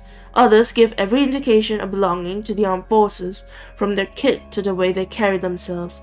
Others are just fringe militia types, citizens patrols, patriot groups, even bikers, loaded up with ammunition and given those cat skull masks. You see men and women in suits, some of them wearing windbreakers and lanyards that indicate they're with ICE or Border Patrol, the FBI, or even the ATF. No one is dressed like you, with your courier's outfit and cat skull respirator, but the groups are so heterogeneous that you don't draw any attention. Food at your fingertips, a loyal army of soldiers, and a situation that blends perfectly into the chaos and carnage mortals have wrought on one another. Ellen or 𝒂𝒐𝒄 has built her own private paradise here, for vampires. Everyone else is in hell. You constantly see Nalay and lesser underlings running back and forth on errands to maintain the place. That's a sneaker net. Data being physically carried from place to place, just like what you do. Data is flowing everywhere here, and it has to be coming from a central source. If you could get your hands on all that blood traffic data, who knows what Julian and you could do with it. You shake the idea away. Your Nissan carries data. If you want to transfer vessels, you can buy a prison bus.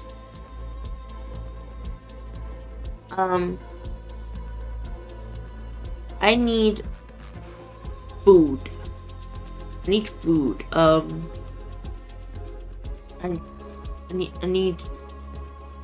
get food from the sleeping prisoners. 𝒂𝒄 and some of the more important kindred enjoy higher status meals, but there's always room at the prisoner buffet, especially late at night when the exhausted prisoners are sleeping. You're monitored by a sullen-looking ghoul as you enter, but you have no difficulty selecting a healthy specimen and drinking until you're satisfied. That lacks the thrill of the hunt, but you could get used to this kind of easy living. The next evening, you strap your mask on and head right for 𝒂𝒄's office. But the red tent is locked down and guarded by that Malinois. She must have analyzed the USB Nalay took from you by now, but you don't see any signs of activity. multiple choice like Telltale games. Yeah, it's basically like it's a choose your own adventure type thing. And then like it doesn't show here. Wait, I can show it for you. If I turn on storyteller mode and I go back to the game, it doesn't show here. But okay, so I'll turn it off then. Turn it off. Wait, isn't it already on? Oh, activate with the next one. Deactivate it then. Okay, so the idea is that each of these choices, they're tied to like specific stats that we have. So if we check the stats page, like you can see in my character, it has like it's very dexterous, very intelligent, very witty, has good resolve, good at clandestine stuff and driving, and like streetwise, academics, awareness, investigation, technology, and survival. I'm back. I'm currently on a break today. I just finished my... Oh, okay, congrats! Good job. Good job with the drawing and stuff and the arts. I can't draw. I'm very bad at drawing. Like I can draw, but like I draw bad. Like I don't draw good. Okay, I'm gonna take the boot of the truck. You wait until not too many people are watching, then head for your Nissan with a screwdriver and the old tubular lock impressioning tool that's been rattling around in your kit since you drove the CRX. The work takes less than a minute. The boot has an official looking "do not interfere with the operations of" laminated notice on it, so you take it and leave it on your dashboard. Then you move your Nissan behind some medical equipment that doesn't look like it's been touched in months. Between its location and the "do not interfere" sticker, your truck shouldn't suffer any more inconveniences. Now you just need to figure out what happened to your USB, because without confirmation that it got into 𝑺𝒐𝒄𝒊𝒂𝒍𝒔's hands, you can't get paid. I want to steal things. An hour of scouting yields a few possibilities. Your easiest bet is to hit the temporary lockers. Once new prisoners are stripped of valuables, their equipment is stored in the 5x5 storage cubes in fenced-out part of the camp. The cubes are barely guarded, and you just have to keep your composure that close to the guards. If you can do that, you can try opening cube doors until you find an unlocked one. Rewards will be small, but risk is minimal. If you're looking for greater and more risky rewards, you can head into one of the Quonset huts, where the least organized militia group keeps its cash and weapons. You'd have to force one of their lockers, but they're not too well made, and you have your portable crowbar. Maybe you can even snag a firearm. It looks like the militias have also constructed some office space out of trailers. Some of those offices hold cash and other valuables. You just have to be smart enough to disable the alarms, though that shouldn't be any harder than whacking a locker with a crowbar. Finally, if you're looking for some high-risk, high-reward excitement, you could break into 𝒖𝒔𝒊𝒂𝒍𝒔's car. Okay, maybe not hers, but there's a private parking lot behind the red tent where 𝒖🔄💄 and several other members of the Camarilla keep their rides. If you're clever enough to time the garden circuits just right, you could get inside and grab whatever's valuable there.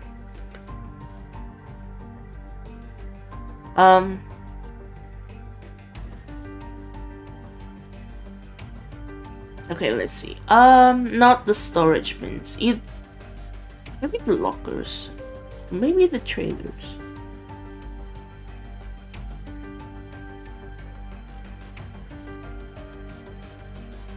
I think I'll just use obfuscate here. Like, I'm only 1 hungry, and then my obfuscate is like 3. I think we'll be fine. We shall use obfuscate and break into the car. Let's go. The good car. You spend a few hours casing the most heavily guarded parking lot, then fade from view. When you see an opportunity, you approach your target, an unremarkable red Jeep. You watch 𝒖𝒔𝒄𝒄 people visit this Jeep once to move suitcases and valuables around. Despite the bland exterior, the Jeep's engine is heavy and extensively modified. It's a getaway car. You creep forward with the perfect tool for this operation, a bent coat hanger. The window pops open. Without making a sound, you grab a leather suitcase in the back and a blazer you find under the seat, then get out of there.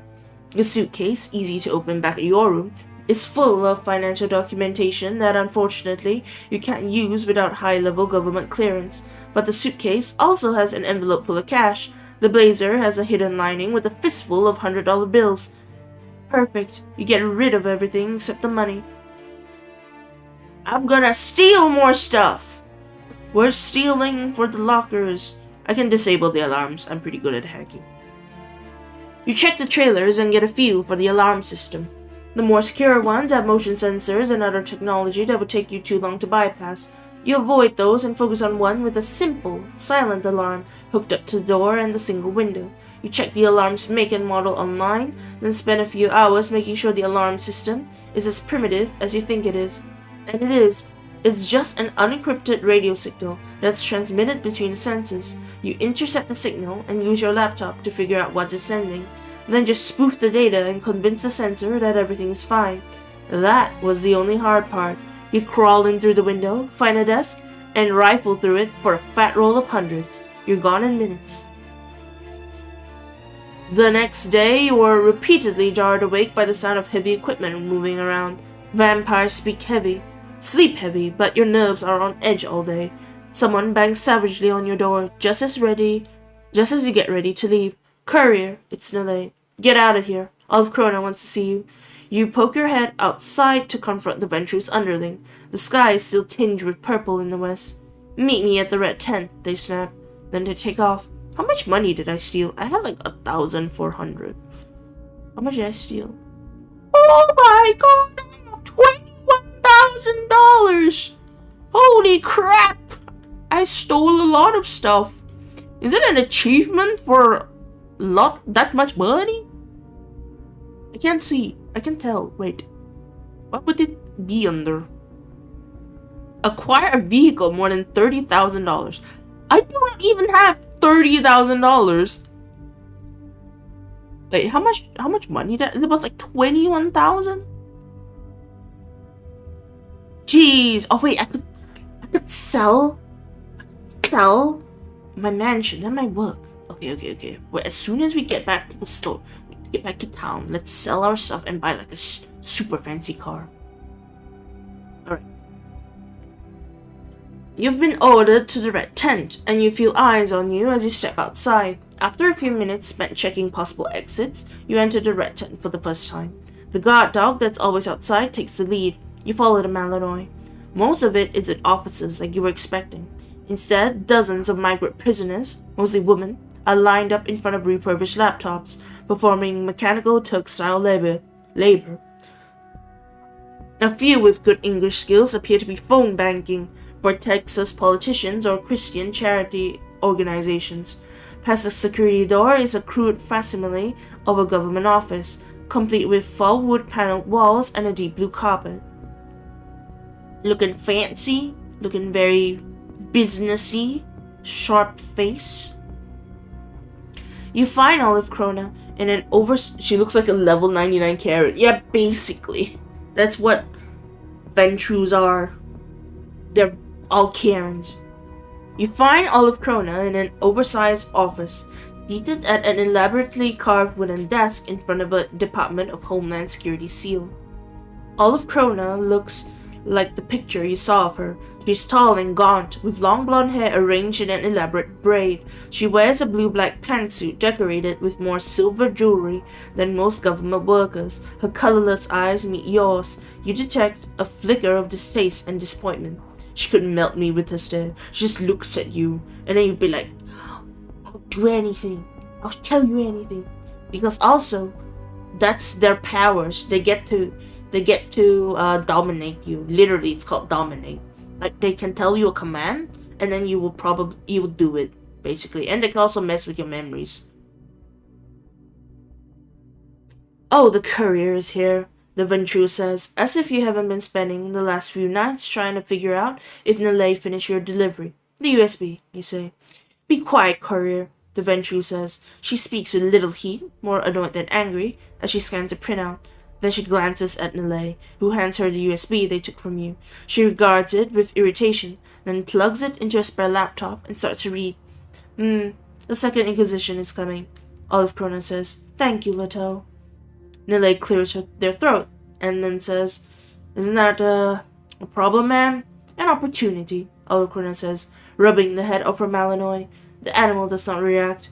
For too long, I've tolerated all kinds of trash at this open feeding hole.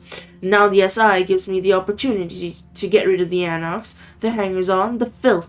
We will take the data we've gathered here and use it to stake a claim in another holding facility. There are dozens to choose from, and the new one will be for the Camarilla alone. She checks what Little wrote to her again. Yes, this confirms what I know, and what I've planned for.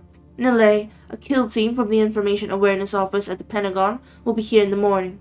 Your plans are waiting in your office. Read them now. Leave us. Nile gets out of here, leaving you with a very satisfied-looking Ventrue, and at the moment she is every inch the Ventrue. A born ruler, always 3 steps ahead, always totally in control. She looks you up and down, hardly bothering to hide her distaste, then gestures for you to sit. So you're still here, she says. If you're looking for more work, I could use you, Briar. I reward loyalty. Her eyes narrow, and her earrings glitter in the cheap artificial light.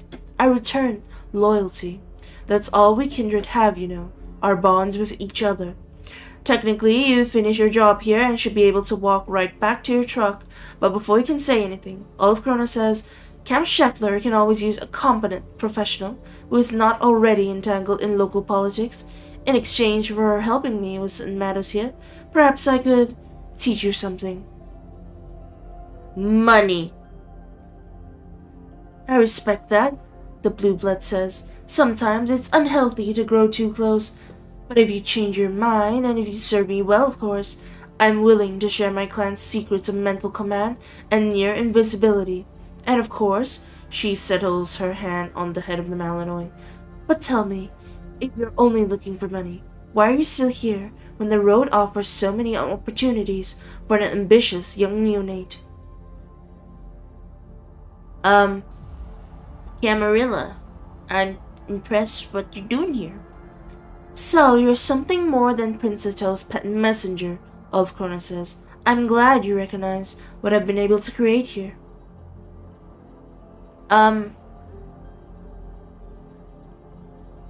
Yeah, it's super cool how you're taking blood from prisoners who can't do anything. I'm not impressed by your flattery, Briar, and I already have flunkies. I do not need some sewer rat courier jockeying for power here. Aw, jeez. I got called out. 𝒖𝒔𝒄's complacency is alarming, but also strangely convincing. Has the supernatural charisma of Clan Ventrue subtly influenced your reaction? No, certainly not. You stand up, confident that you can help the Camarilla manage a successful evacuation, so that they can rebuild elsewhere. The Malinois escorts you out, then freezes, and finally reacts to something, snarling at the man in the door. You're a hard woman to find, Ellen. I can't believe you made me leave my gamer chair. Oh my god, I hate this person. You turn at the sound of the familiar voice. Julian Sim stands in the doorway. True, is she single? Probably? The Ventrue racks her brain for a moment, then says, The water boy. Julian Sim, the Banu Hakim says. She's wearing a Junji Ito hoodie and a sly grin. Ellen waits a beat. You realize she's waiting for her retainers to swarm Julian, but they don't come. She reacts graciously to that revelation, gesturing for her dog to stand down. What do you want, boy? She asks the Assamite. I want you to stop overestimating your chances, Julian says. He tosses a plastic folder full of photographs and documents on 𝒖𝒔𝒄's desk. Her eyes widen as she sorts through them. The IAO kill team is going to smash you to paste and then light the paste on fire, Julian says. You don't have time to pack everything in neat little boxes. Get out now. But yes, all your work. Very sad. Run a tighter ship next time. How dare you, fledgling? 𝒖𝒔𝒄 snaps. The Malinois snarls, and your Lobo whines. That's Dr. Fledgling to you, GS10, Julian says. What's your degree in? I don't know, lots of things. The point is, I am offering my services to expedite your evacuation. OCR scanners, encryption, 𝒖𝒔𝒄 asks. No. Then what? I drove here in a van full of librarians from the University of Arizona. 𝒖𝒔𝒄, eyes dart from you to Julian and back to you. Briar, keep an eye on Sim while his librarians help me pack. The moment you're out of 𝒂𝒏𝒂𝒍𝒔 earshot, in the fast emptying main room of the red tent, Julian takes you by the elbow and says, "You don't have to do what the camera tells you, Briar. Don't you see? Ellen doesn't have the skills or expertise to rebuild this place somewhere else. She's just grabbing what she can and hoping she can destroy some Anoks and Thin Bloods because she hates everyone who isn't Clan Ben True. But I can take this information and rebuild this oasis. I can do it better."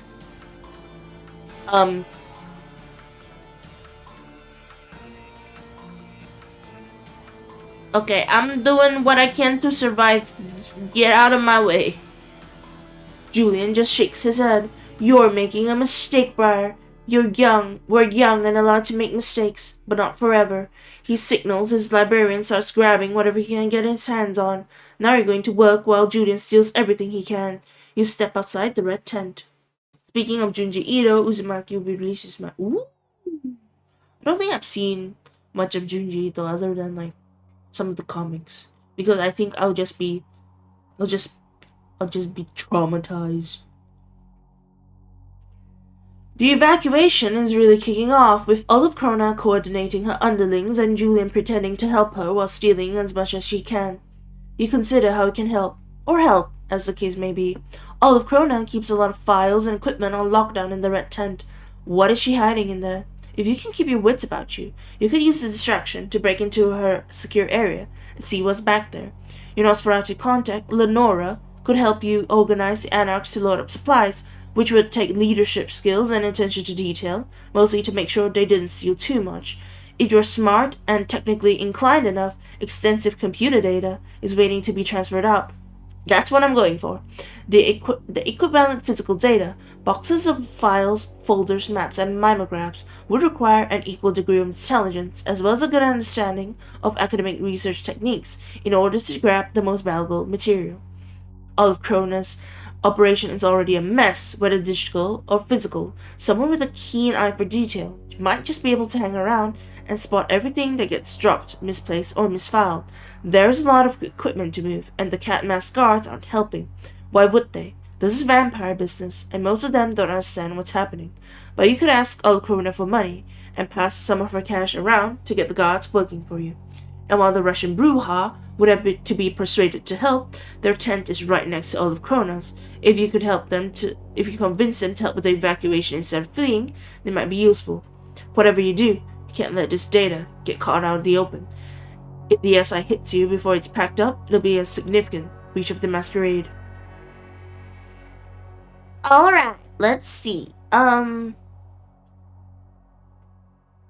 Where's the... Oh, I can steal some more. I'm gonna steal some more. Wait, what if I take the computer data? Wait, I'll take the computer data first. With the threat of the Second Inquisition in the minds of every kindred, there's less computer data to pack up than there would have been 10 years ago. The problem is that organization has suffered. You find yourself in a closet full of laptops, thumb drives, and external hard drives. None of them labeled or organized, and without a tech specialist in charge of sorting through them. Fortunately, 𝒂𝒏𝒂𝒎's missing tech person left a README file on most of the computers that includes the physical locations of important files and careful instructions about how to keep the information off the internet. Nowadays, laptops just love connecting to the internet, so you follow the instructions to the letter, transfer everything to a single external hard drive, and leave with your wallet-sized prize. You return to the red tent just as Julian and 𝒂𝒏𝒂𝒎 finish emptying out the government offices. They're arguing in acrimonious and frightened tones. Almost nothing has rolled out, and the camp is in chaos. Nilay pushes through the crowds to speak with 𝒂𝒏𝒂𝒎. They're limping. Two of their fellow retainers are helping a third get out of her ballistic vest. You can see she's been shot twice. Listening carefully, you hear Nilay say, "All around the camp already. They'll be here in less than an hour," and Julian holds up his hand for Nilay to be silenced. The Banu Hakim cocks his head and listens. The retainer shakes their head. But you hear what 𝒂𝒏𝒂𝒎 and Julian hear, the faint drone of helicopters. You're almost out of time. Steal! Steal! The most valuable supplies and information are kept in trailers, and most of them are being loaded up right now. When a semi-truck starts backing up behind the red tent and the rear flaps open, you realize you have to act now. The only trick will be timing your intrusion so the Malinois doesn't rip your face off. You act only when the truck starts to move. You hop on board from behind, pop the lock, and get inside after the red tent guards leave, but before the truck joins a convoy. Inside, your cell phone flashlight illuminates computers, furniture, office equipment. You spot a heavy metal safe underneath an office chair. You'll never be able to open a safe like that, though. But then you notice a manila envelope taped to its side. You open it. The key. You open the safe and extract all sorts of interesting documentation about the camp's activities, plus some emergency cash. You grab everything, then drop out of the trailer before it joins a convoy at Camp Scheffler's main gate. Wait, how much money do I have now? How much money? Only 23,000? God dang it. You peer into the back of your Nissan, which is currently full of whatever equipment and information all of Krona's flunkies could toss into it, including a whole file cabinet and several old tower-style CPUs. Elsewhere, the evacuation is proceeding smoothly. It's time to roll, Olive Krona tells Delay. The retainer nods and gets Olive Krona and the Malinois in her jeep. Julian sighs. You don't think he was able to steal much from the blue blood, and hops in his sprinter van. For a moment, you wonder what's going to become of the prisoners. No one let them out. But then an F-150 behind you lays on its horn and flashes his lights like you're not rolling forward fast enough in a Burger King drive-thru. The convoy is moving. You scratch Wolf's ears and roll through the main gate. Julian used to say that when a plan went perfectly, everything was boring. He only said that about his StarCraft games, but it applies in real life too. There's some action behind you, and a helicopter screams overhead 10 minutes up the road. But if the Information Awareness Office or whoever authorized this operation expected a pitched battle, they should have struck earlier. You're gone. You finally peel the cat skull respirator mask off and toss it in the back. Since dawn is so near, the convoy starts to break up a half hour outside the camp. You find a location taped to your sun visor. 5 more minutes of driving. You're just starting to feel nervous as the eastern sky lightens, and you turn onto a dirt road and arrive at an abandoned wildlife conservation facility, boarded up but so far from any major highways that graffiti has barely touched it. You and Wolf checked inside. The windows are covered, but no light can get inside. This will do. You head into the abandoned building with Wolf to rest. You get back on the road the moment the sun sets. Keep off the major highways. The radio is full of wildly incorrect chatter about the terrorist attack on an ICE holding facility. You reach Tucson before midnight. You stop at the Viper. The Eagle Princess flunkies show up to take the data Olive Krona loaded into her Nissan. You make sure the retainers don't steal anything that isn't theirs, then head inside. The Malinois is waiting for you. The dog jerks his head, signaling for you and Wolf to follow. Olive Krona is waiting for you in a well-appointed meeting room of the Viper you've never been in before. She's dressed in a long black gown, like she's going to the opera. Her Malinois curls up next to a leather armchair and watches Wolf, red stones glittering on its collar. I promise you a reward if you helped me, Olive Krona says, and I keep my word. I don't want blood. I want... Wait. I don't want to have a blood camp. No, I want money. Give me money.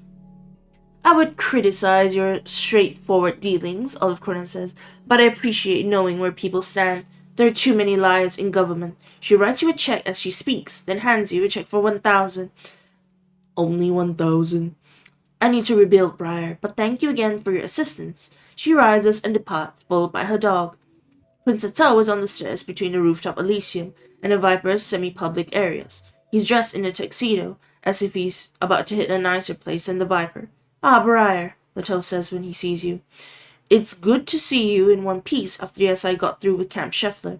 My man Alexander has prepared a room where you can type up what happened. Leto's ghoul, Alexander, leads you to a room with an old-fashioned typewriter. When the old ghoul scans your work, he says, Prince Atto will be satisfied with this. Let us hope that we can find a way to rebuild quickly. Alexander hands you your money.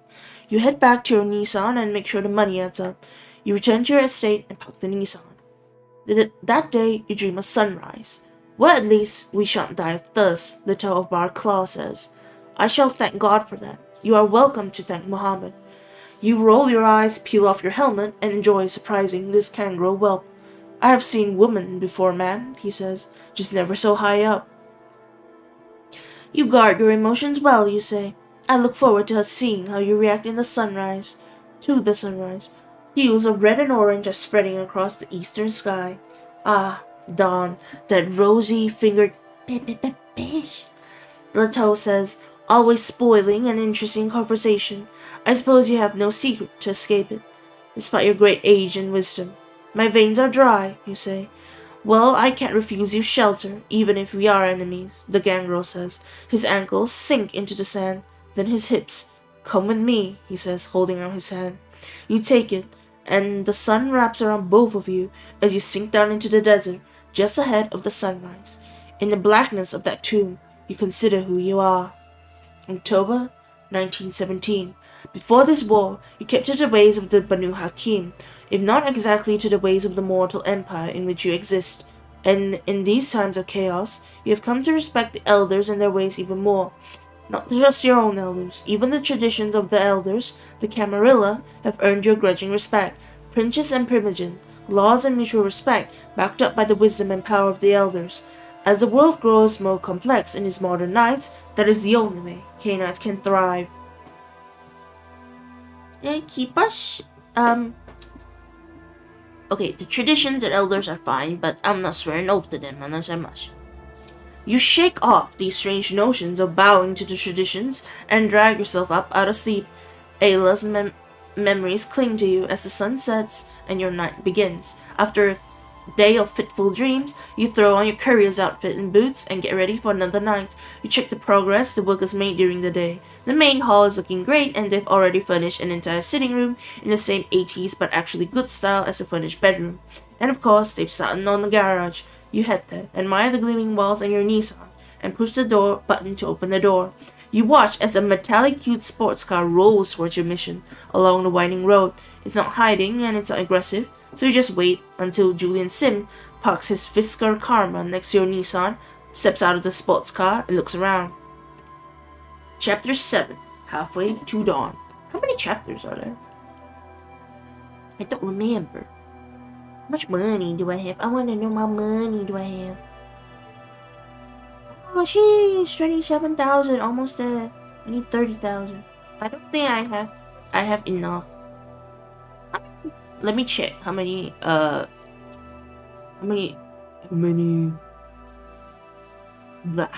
chapters there is. So see if I can finish it today real quick.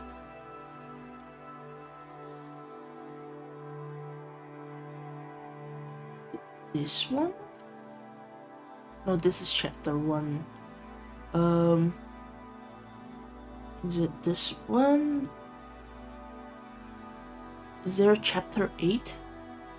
It seems like there's 2 more chapters. We did it. We got the watch time. We haven't gotten the watch time. I can check. I don't think we gotten the watch time. It's like 2979. It's like just barely, you know? Almost. Yeah, we're at 2979. But yeah, alright, we'll just continue. Alright, Chapter 7, Halfway to Dawn.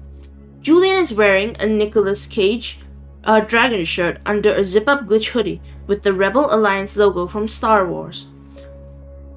YouTube being weird, so we get membership this week.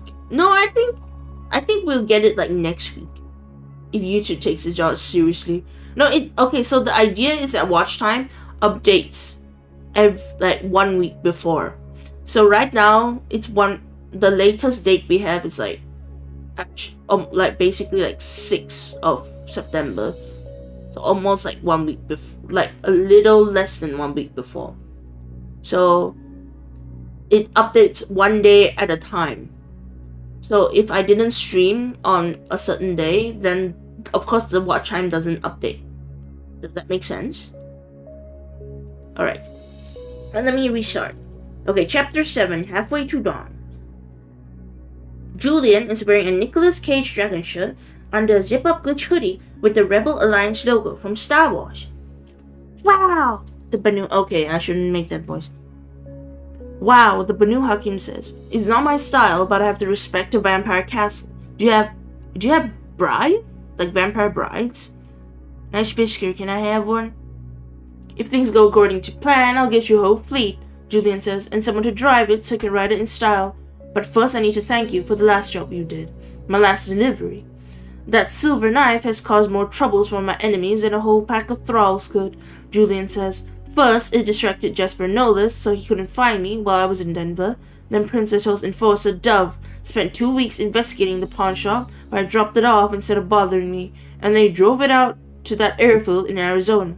Sorry you got into trouble there, but it's not like you ever needed to succeed. I don't know who grabbed it in the end, but it's still causing trouble. So what does it do? Not a damn thing, Julian says. Jasper forged it to master his fear of fire and dominate his beast, which is honestly pretty badass for a guy who looked like the circular professor in a straight-to-DVD Christian movie. But it wasn't an artifact of blood sorcery. Vampire bride waifu.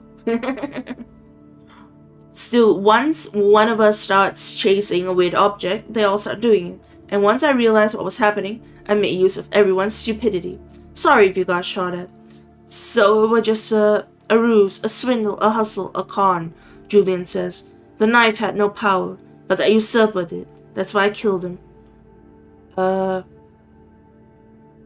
Why did you, an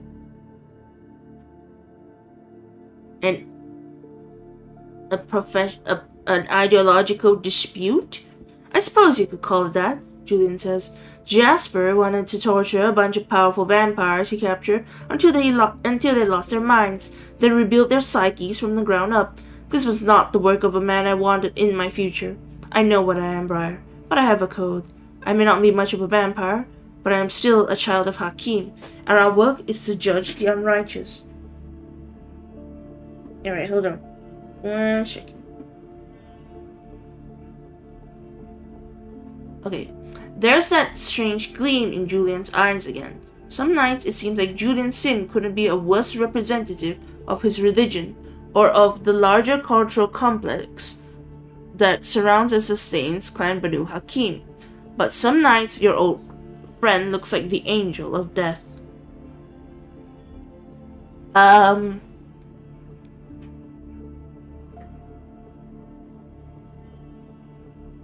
What are you planning? How am I already involved? Well, you weren't able to get me St. Basil's Hospital or access to Camp Scheffler's data on the blood trade, Julian says. Nonetheless, I've had to forge my own path. I retrieved copies of Camp Scheffler's data for my own use, and I've taken over a few smaller hospitals. But why? You ask. Because I'm going to replace the masquerade with something else, piece by piece, so slowly that no one notices until it's happened. The old ways of hiding, before the First Inquisition, prevent the mortals from understanding. The masquerade prevents them from knowing. I'll prevent them from caring. Our mind control? Some of that, yes, but my plan is a little more subtle than laser beams to the brain. The first time I saw the US as a real place, not just a film set on the other side of my TV, was the Rodney King riots. I barely spoke English then. But wasn't that amazing? People saw what was happening right in front of them, cops beating the shit out of some guy, and they didn't believe. Did you understand the power of that when it happened? The revelation it represented? Before you answer, Julian bangs on the hood of his Fisker and says, all people want is a frickin' story, Briar. Not the truth, not an ideology. They want to know who the main character is. TV told us that as kids, cops, doctors, the rich, those are the people who matter. Even if they're bad, they're the ones with the point of view. If you control the point of view, you matter, and that's it. Is this just an excuse to write more of your horrible erotic vampire novels? Be honest, they didn't even make money. That wasn't me just screwing around, Briar, Julian says. I was testing the waters, and it worked. Until that fool who used to run Tucson stopped me. I was shaping how people understood us, without them even knowing we were real.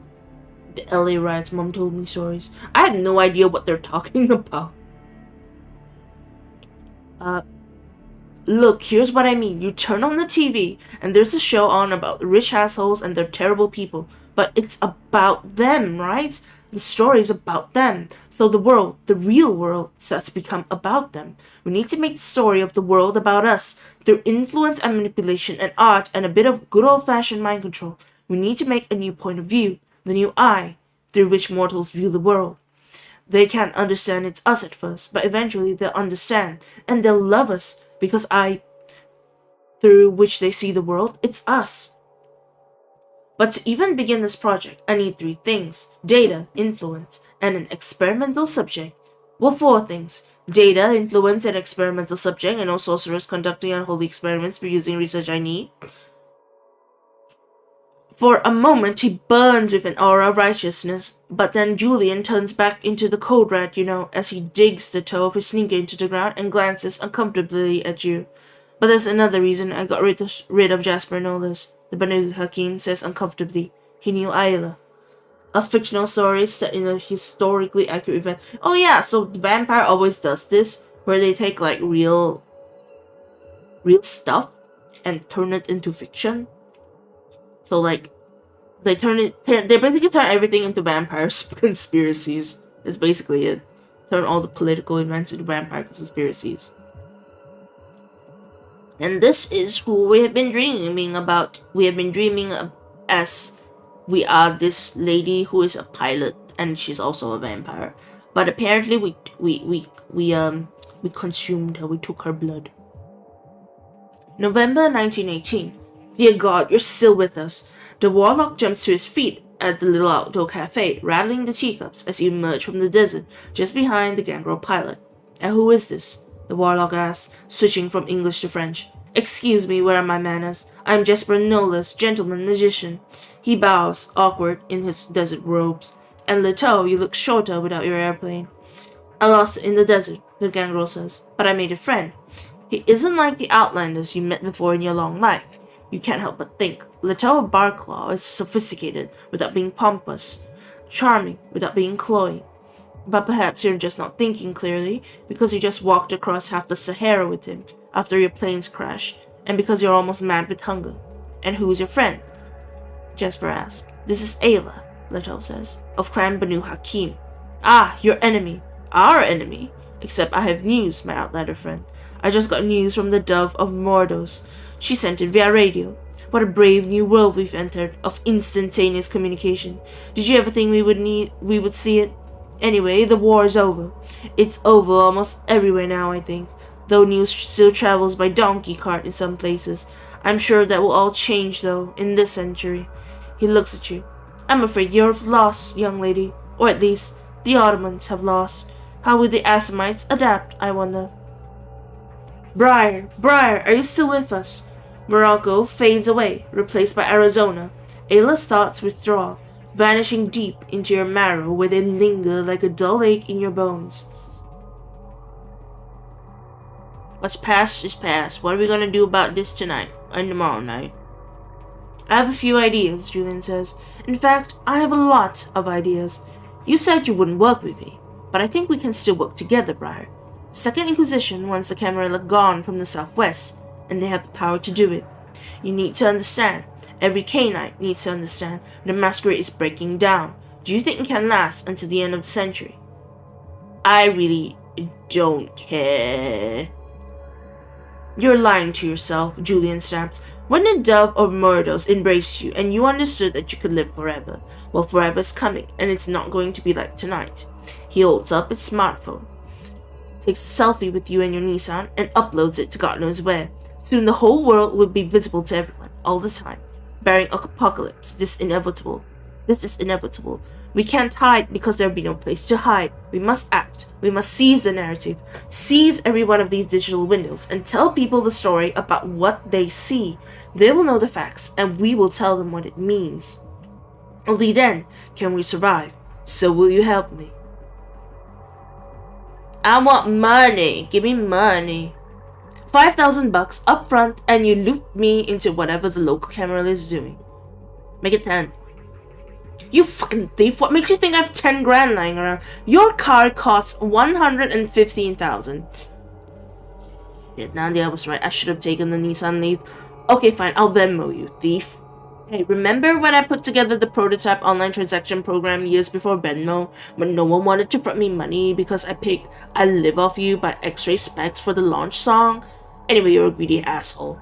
And thank you, I knew you'd see reason. Don't worry, you don't have to violate the traditions or do anything to piss off Leto. Just let me know what's happening. I'll be in touch. Look for my people at the Viper. He hands you some one-use contact cards, then gets back in his Fisker Karma and takes off. Money! We got money to switch sides! But I might double-cross him, who cares? As long as I get my money. As the sports car slides disappear, a flicker of movement near a Nissan catches your attention. Riga, Princess Hill's eagle, has landed almost within reach. She studies you with the godlike arrogance of a bird of prey that flaps away when Wolf lopes towards her. She settles again a moment later. It looks like you're being summoned to the Viper.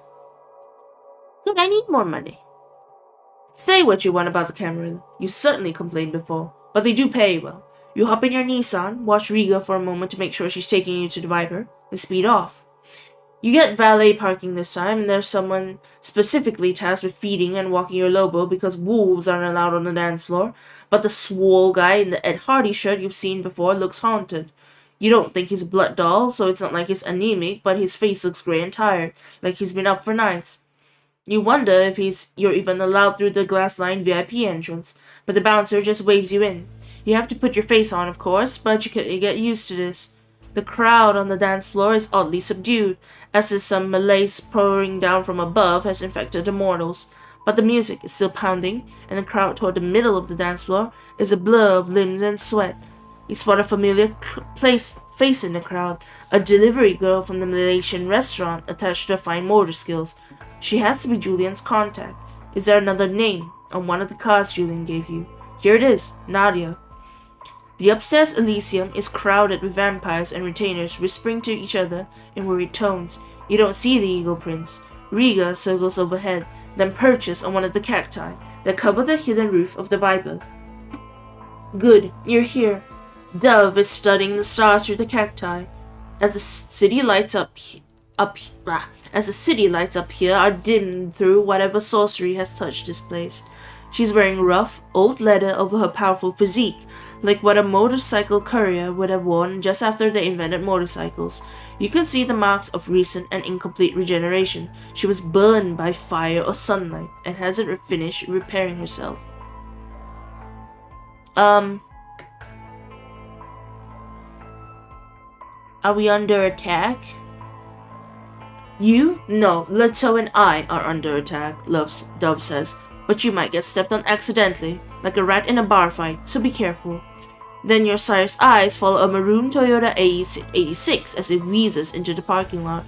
Carlos hops out and runs around to the passenger door. He and the guy in the Ed Hardy shirt try to help a third man out, but he's obviously dead. Leather flappy cat and round goggles, essentially. You mean like for a pilot? You recognize the third man. He's one of Tucson's gold couriers. He drives, or drove, a yellow Chevy Nova SS, and now he's dead. Carlos joins you and Dove on the roof a minute later. He's wearing a cheap suit smeared with blood. Looking at the suit, Dove asks her ghoul, "How is Eternal Affairs?" "All right, Carlos is a cop." The ghoul shakes his head. "I'm suspended with pay. They're everywhere, Dove, and my contacts in Seattle are gone. Do you know what that means for the blood trade? It means... Oh shit, is this girl still walking around? Why aren't you dead, Briar? Dead yet, Briar? Everyone else is." "Carlos, go find Prince Leto," Dove says. The ghoul blanches, but does as he's told. "And you," your sire says, rounding on you. "Would you like to know who here at the Viper works for the Second Inquisition?" "Because I'd sure like to fucking know," Dove says. "Leto works smarter than the old prince, or the guy we worked for back in Houston, but mortals are getting too damn smart for us. Someone deleted all the records in our monitoring station." She slouches against the railing, then stands up straight, determined not to look weak around you. "The SI has spies everywhere, Briar," she says. "You've done great work since I recommended you. I respect Prince Leto." but he's too open. He holds to the old ways that the Camarilla used to have before the beckoning called most of our elders away and everything went to shit. He tolerates anarchs, he works with fringes and independents like you. And well, you're alright. You in 86? Yeah, a car. I don't know what the different cars are. I'm driving a Nissan apparently though. She clears her throat, but others aren't, and now most of them are dust, and the information they were carrying is in our enemy's hands. How can he let people pass in and out in a time of war?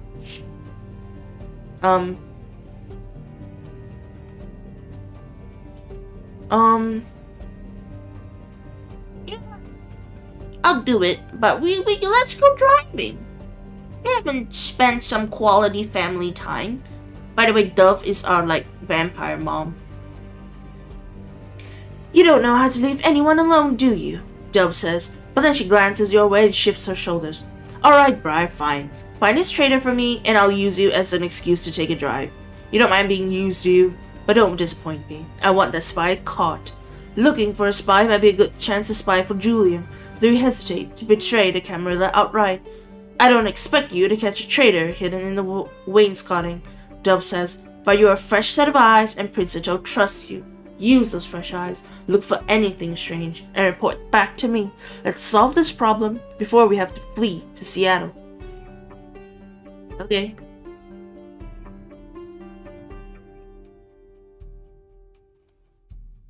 Seattle.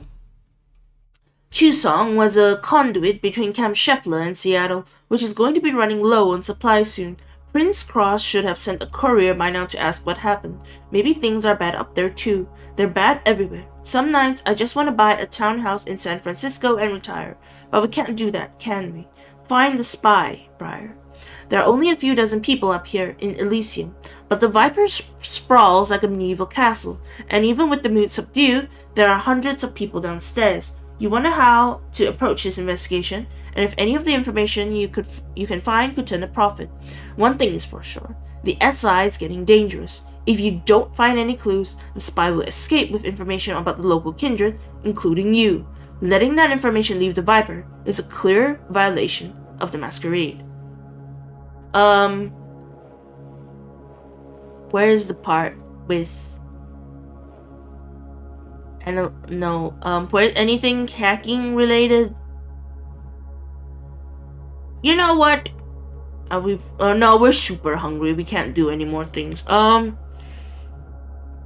Education. How's my education? 1 point in education. That's not gonna work. What about just investigation? How's my investigation? Also 1 point.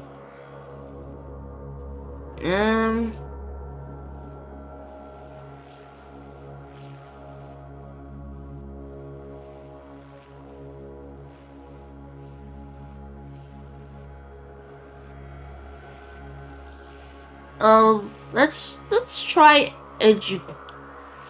No. Let's try investigation. I don't know. I don't think I can do anything. You catch all sorts of whispered gossip as you cross the rooftop garden. Camp Scheffler, gone. That sewer rat courier had something to do with it. I heard the Russians helped the SI burn it down. That's ridiculous. There's no such thing as Russians. There's no such thing as Russians. What about Flagstaff? No one knows. That degenerate from Mexico City got destroyed, but no one knows if it was the SI or... The rooftop is in a constant motion as vampires, ghouls, and blood dolls swirl around each other or head up from or down to the dance floor. You make just enough conversation to avoid suspicion, then get down to Sherlock Holmes' business, looking for hidden hiding spots, mysterious stains. Blood isn't suspicious, but ink can be, or odd damage to the structure. They're talking about Russian vampires, but it's out of context. Saying Russians do not exist, it's kind of funny. You spend hours looking for anything interesting up on the roof without success. Frustrated, you head down to the private glass box that overlooks the dance floor, where Prince Ito once let you pick up some new clothes. It's deserted, its refrigerator locked. It's a different refrigerator. Now, if you're being honest with yourself, you torn a fridge apart to get it back blood. Who hasn't? But something about the refrigerator struck you as odd. You try to move it out, but it's bolted to place. You shine your phone's light into the gap between the back of the refrigerator and wall, and is that kind of hatch? You stick your phone in and take a picture, then look at the picture. There's a little cabinet that leads from the wall to the back of the fridge. It looks like a dumbwaiter. 𝒂𝒏 wouldn't waste time with a system like that, but a smuggler might. You file the information away. It's the hour when nightclubs get a little crazy. Dove and Carlos deal with a few mundane crises and watch the streets from the rooftop, their expressions bleak. Whoever was supposed to arrive tonight isn't coming.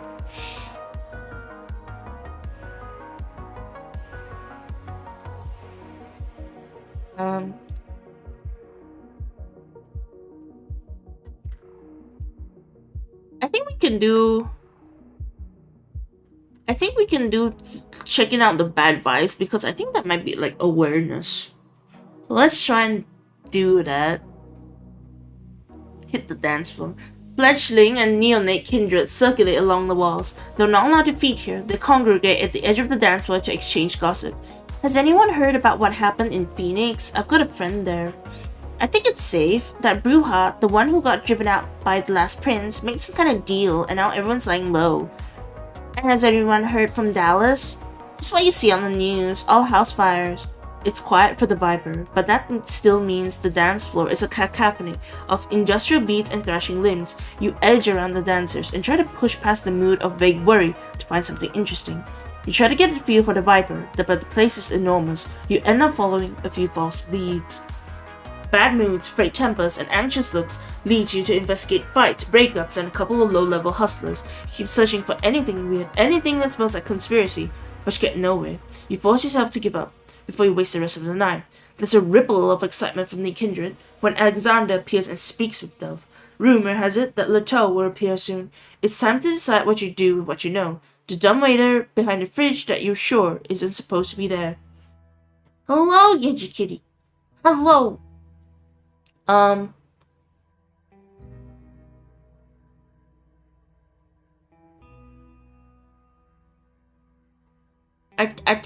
Wait, how much money do I even have right now? I might have too much money. Yeah, I don't need any more money. I'll just let her know for free. You head up to Dove and Carlos and explain everything you learned. Even the girl looks a little bit impressed. Everyone ends up waiting another hour for 𝒂𝒏 to appear. Your shadowy features return to normal, and a few elegant courtiers inch away from you. There's a flutter of nervous excitement as someone else appears at the steps. But it's just Dove, carrying a blood-dotted backpack. Who still has a phone? She says. I said, who still has a phone? A few people hold up their flip phones. Someone has a Samsung Galaxy. Throw them out, Dove says. We're done with phones. That's how they tracked our last couriers. Our tricks don't work anymore. She starts working through the crowd. And while Dove seems to like you, that won't buy you any leniency here. You're in the back. Yeah, I throw my phone away. You toss your flip phone into your backpack. I could still keep my computer. Once all the phones are collected, Prince 𝒂𝒏 finally ascends to the rooftop Elysium. Despite the aura of fear that pervades the Viper, the prince is immaculate. He strides confidently past you, not even looking your way. He wears a white cotton suit, his unruly blonde hair pulled back by a black ribbon. Two armadillos follow him as he works the crowd, comforting the sincerely worried kindred and hangers-on. Then he spends a few minutes talking to Dove. His eyes are fixed on the eastern horizon, though your sire looks west toward the highway. He finally notices you. His gray eyes are calm and steady. It's like none of the worry that pervades Tucson is allowed to touch his prince. Come with me, Briar, he says. We have to discuss Julian's sin. I hope I'm not in trouble. It's not like any muscle shows up to move you along. 𝒂𝒏 doesn't need it. He just waves you through the glass box overlooking the dance floor to a short hallway lined with iron gates. A gate opens and Alexander steps through. He bows to the prince. Where is he? 𝒂𝒏 says. He escaped, sir, Alexander says. But it's not dawn yet, and the Malkavians may yet find him. I wanted the spy brought in for questioning, or failing that, destroyed outright, 𝒂𝒏 says, not showing any irritation. And you sent the lunatics. Alexander flinches like a slapped dog. Dove's child worked hard to discover how he was transmitting messages right outside his hallway. You have wasted her time and mine. I am most sorry. Go back upstairs and tell Dove that a spy has escaped, the toast tells his ghoul. Do not tell her that it was because you sent lunatics instead of the old Princess Childer. The hallway ends in double doors that open on the Eagle Princess' private office. Make yourself comfortable, Leto says, gesturing to a selection of overstuffed armchairs and settling behind a heavy oak desk. This place is a hall of memories and mementos, paintings, photos, old weapons, strange treasures, many of them with great antiquity and beauty. You see a tapestry labeled the Lampago, books in several languages, all sorts of ancient and valuable treasures.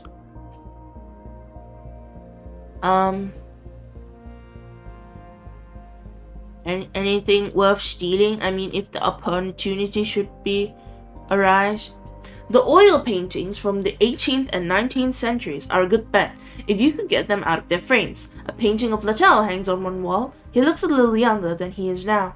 The style reminds you of that painting of George Washington you saw in school, complete with the wig. You also notice one smaller painting that might be an original John Matejko. If there weren't an elder standing right in front of you, that's the one you'd grab. Photographs line another wall. Lotto in a French airman's uniform during the Great War, 1917. Paternoster with Thomas Mann and Bertolt Brecht at a restaurant in Santa Monica, 1942. The warlock Jasper Nolis and Diaspine the Toreador in Las Vegas, smiling in their tacky outfits, 1960. A grim-looking man in a boxy suit, the Ventrue who once ruled Tucson, with a smiling and golden-haired Donald Trump in the foreground. Leto and Dove half hidden behind, 1987. Why is Donald Trump in this game? But specifically the 1987 version of Donald Trump. A beautiful black-haired woman on the Spanish Riviera, wearing a sun hat under the light of the full moon, 1920. That night you poached blood dolls from the Archbishop of Marbella, hid in crumbling fortifications that no mortal had seen in 100 years, and you even flew again, and crashed again, but the Newport 20 got you safely to Gibraltar, and the last secret palace of the Banu Hakim in Europe, and then under the moonlight. Briar, it's Leto. Who else would it be? Briar! The Prince of Tucson calls you back to the 21st century. You grab his desk to avoid falling, and look for something in his office, anything that can recall you to yourself. We traveled all over the world in those nights, Leto says, looking at the photos, like foolish neonates. And it's not like any of us were young, but that's all over now. I'm entombed here. Not even Dove drives anymore. You think about your deal with Dove. Your sire thinks I'm too merciful, as Prince, Leto goes on. But I don't punish people for who they are. A friend of mine was embraced unlawfully in Los Angeles, and the prince there, LaCroix. I'm sure you know the story. Oh my god, that's Bloodlines! That's Masquerade Bloodlines right there! That's the story of Vampire the Masquerade Bloodlines! And I didn't destroy my predecessor's childer, you may notice. Indeed, those blue bloods are always skulking around upstairs. Well, except for one, after he conspired to consume 𝑛vidia_call. Why he thought I would tolerate him, drinking another vampire's soul, just because of his former status. Anyway, I allow clanless into the Elysium, and permit thin bloods to traverse my domain, and even help them reach Paternoster at St. Basil's Hospital. And in my time as prince, I have never once called a blood hunt. I choose to believe it is because my people respect me and have committed no crimes that make it necessary. My point, Briar, is that I am not going to punish you simply for working for Julianson. Alright, hold on. I'm gonna go to the bathroom and get some water, and then we'll continue this real quick. So take a short break. Be right back.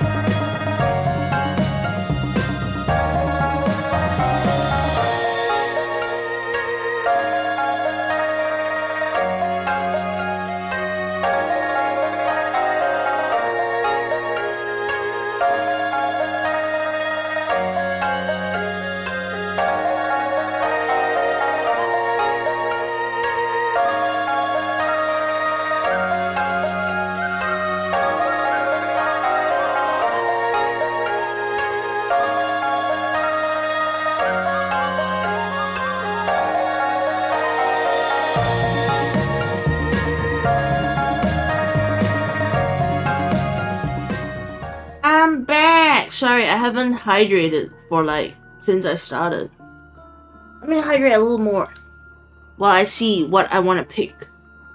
Alright, we can. Welcome back. Thank you, Elite Trainer. We can lie, but I don't want to lie. We can think about it, but I don't want to think about it. And,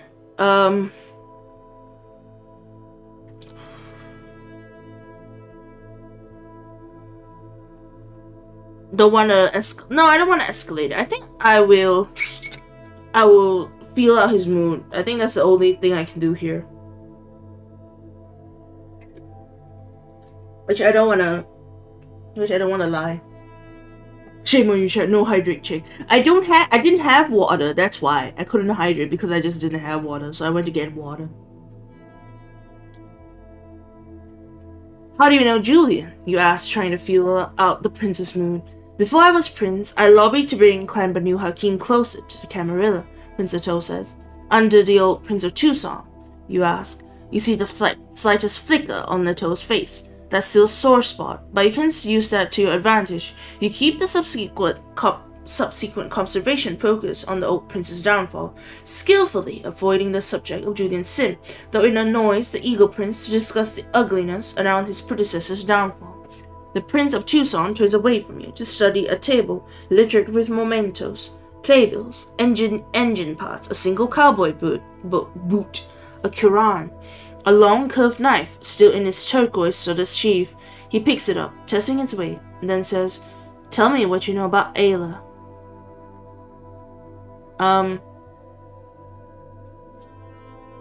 Banu Hakim Elder. You try to remember Ayla's historical significance, but all you know is what you've experienced through her blood. You manage to describe a few false recollections from the Great War. Atoe eyes you with distaste, but is unwilling to call you an outright liar. "We knew each other during the war," he says, "and for a little time afterward." He points at the photo taken on the Spanish Riviera. "What does she have to do with—" You point vaguely toward the street somewhere outside, which Dove and Carlos are probably still watching with worried expressions, as the courier they await does not arrive. "Soon," Prince Atoe says. He draws the curved knife, studies the blade, and slides it back into its sheath. Then he steps forward so he's right in front of you. "But first, I have a question for you, neonate. And it's important that you answer me quickly and honestly. Do you know that Julian Sim consumed the soul of Ayla?" It's funny because he didn't do that, I did. My character did. That's part of the story. Conflicting emotions crest through you. Some of them aren't your own. They're echoes of the elder you devoured alongside Julian Sim. You remember that night. Julian's courage failed him. He encouraged you to finish the work he began. And you did. Julian found her and brought you to her. But he did not consume her. When I asked that, you answered me quickly, Prince Atoe says. I did not mean after a suitable period of stupefaction. I like you, Briar, but that buys you less patience than you might imagine.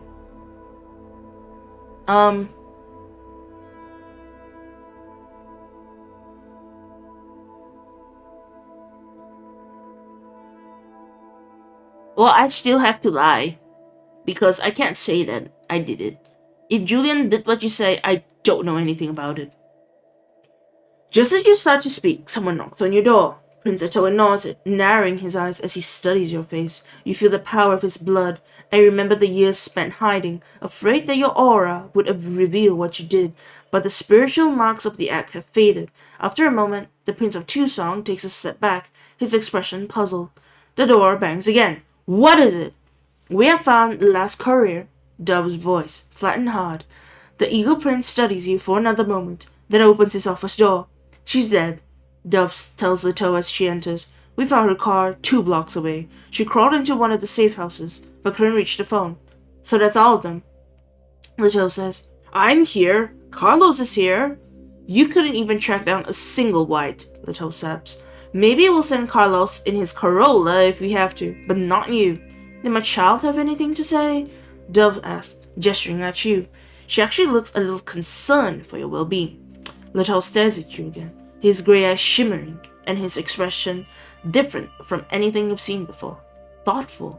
Or he almost looks dazzled, like someone touched by the kindred's mental arts. But who could influence an elder? He shakes his head. Julian didn't consume Ayla, the prince says. I'm sure of it. He stares right at you, and he doesn't figure it out. Or does he? His expression is unreadable, the contemplative gaze of a man who's been dead for over 2 centuries. Huh, Dub says. Didn't expect that. So what we do about Julian Sin? He's just some anarch, Littell says with a dismissive wave of his hand. But we still don't know where he's operating out of. Isn't that strange? He used to work out of Denver. Where's his lab now? Why don't we know? We have bigger problems, Littell says. We have to deal with the SI before we end up like Dallas or Flagstaff. Well, if you're not going to destroy my child, you might as well put her to work. The Second Inquisition tried to recruit me, by the way. I see everything that happens in my town, Briar, Littell says. Dove looks shocked. Can we trust her to... We can trust her not to work for an organization dedicated to the eradication of all kindred, the prince says. Littell signals for Dove to close the double doors. He offers you a smile that's polite, if slightly strange. Even Dove's mannerisms have changed since your initial reunion. It's a strange expression on vampires, and you realize it means I trust you. The Second Inquisition has been quiet for years, Littell says. You may have noticed a recent downturn in your business as a courier, Briar. That's because many in the local Camarilla were convinced they had contained the threat. They started sending emails again, using phones. I did not. That's why the Viper is still standing, while the Elysiums in Flagstaff and Santa Fe and a dozen havens in Dallas are smoking ruins. At least we think they are. There aren't enough couriers left to tell us what happened. I can stop the Second Inquisition. I can hit them so hard that they leave us alone for half a century. But to do that, I need you to make 3 more runs over the course of next month. These are strictly driving jobs. You'll pick things up or drop them off. I'll pay you $5,000 per job, plus inducements for excellent service, of course. And you can deal with them in whatever way you see fit. They must all be completed within, he looks at Dove, 26 nights, Dove says. She doesn't elaborate. Time limit? Why the time limit?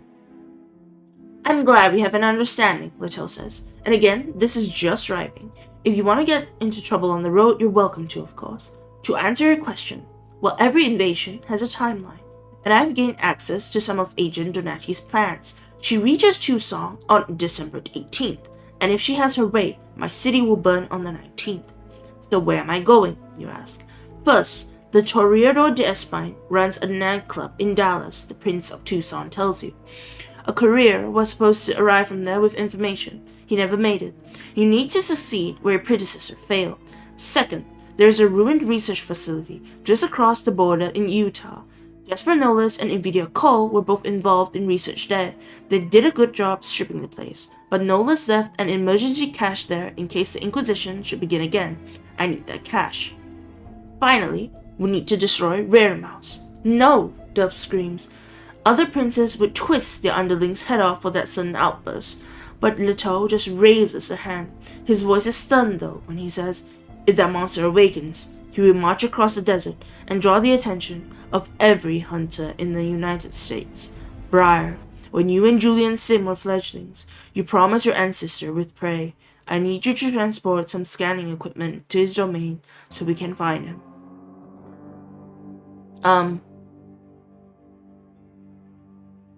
What about Rare Mouse? He's an elder. He will kill us. You totally lost me. Basically, he's giving us a bunch of errands, and one of them means we gotta be around very old vampire, which means we might die. Isn't Rare Mouse technically a Methuselah? Dobbs asked. No, he's only 7th generation. Rare Mouse, Rassilon, Androvicus, Melashoid, F. Zilla, Kane. At least if you believe those Russian Bruja. Which I never will, Dub says. Briar, the Prince of Tucson says, we need to know Rare Mouse movements if we are to destroy him before he rises again. Because if he does, the Second Inquisition will focus 100% of their forces here. Right now, they're applying only a little more pressure than usual, and we're in shambles. And with the Nosferatu is getting restless. I need you to transport a ground-penetrating radar kit to the desert where he roams. Some of my people will be waiting, but you don't need to stay. Just drop off the equipment at our base. They're deep in the desert, so be prepared for a rough road. Okie dokie, let's go. Start wherever you like, Briar, Littell says. I'll have more information for you tomorrow night. Oh, and what's last thing? Stay off the highways. The SI contacts in regular government and police agencies are all over them. That'll slow you down, but it's only a 2-night trip instead of 1. That seems to be the signal for your departure. Dove rises and opens the door. You feel Prince Lito's gaze on your back as you leave, but you and he are separated by so many centuries that you don't know what it means. In that moment, you suddenly feel human again, and you don't like it. As you head back up to the rooftop Elysium, Carlos is waiting for you. Dove's retainer hands you a flyer and keeps walking without looking back, the way he'd hand off hush money. You study the flyer. Midnight Morder Meet. You've heard of them. They're all over the country, like cars and coffee, except there are more fistfights. It looks like they get together every few nights at different addresses. You scan the list and commit it to memory, because if you want to drive with Dove, this is where you have to be. You return to your estate and park the Nissan.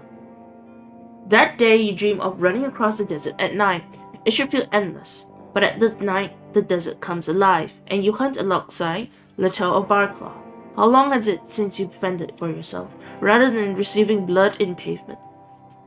You try to remember as you and Lurk, who has taken the form of a desert wolf, coordinate to bring down a gazelle. In the moment before your fangs strike, you contemplate who you are. April 1917. This war is like all wars, and like all peace, the strong prey on the weak. They call it nature, or inevitability, or the will of God, or they do not bother to justify it at all, but every night they feed. You know your own strength, and you know you must use it for something other than satisfying your basest needs. I am sympathetic to the plight of the weak, but I will not swear myself to this service. Cars and coffee in Arizona is also strange to me since I arrived. I live in Arizona and attended cars and it's so funny. It's like, wait, it's getting too real. Okay, you shake off these strange notions of mercy and drag yourself out of sleep. Okay, wait, I wanna see my car. I wanna see the cars. I want a super expensive car. Where's the super expensive car? No, I want the super duper expensive car. How do I get the super duper? Oh, wait. No, that's only 7,000. No, that's only 6,000. It's only 5,000. That's only 16,000. I need a car that's like 30,000. There's an achievement for like a 30,000 car. Hello, welcome, Nathan. My favorite part is those 𝒖𝒔𝒊𝒄 cars. What are 𝒖𝒔𝒊𝒄 cars? Acquire a vehicle more than 30,000. How do we do that? Let's see. Vampire Masquerade Night Road. $30,000 car. I'm just googling how we can do that real quick.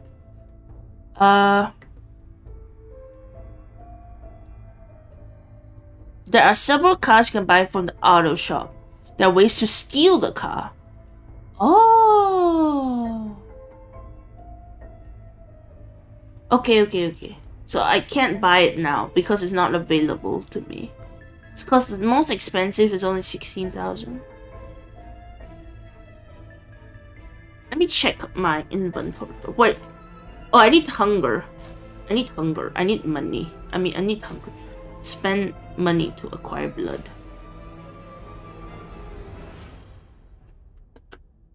And then I'm injured, so I need to mend my wounds.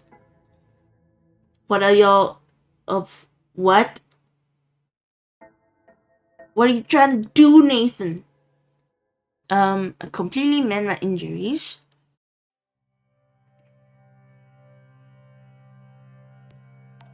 Let's go to the pawn shop. Is there anything at the pawn shop? 𝒖𒔔𝒎💂 cars are those cars with your anime waifu temporary. Oh, those are neat. My friend had like some in like GTA 5. Like he would buy all the 𝒖𒔔𝒂 cars and put them in one garage. It was kind of funny. Talk to Elena. Okay, don't care about Elena.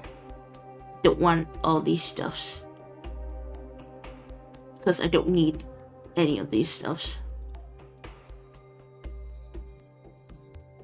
How is my experience points? I can't tell.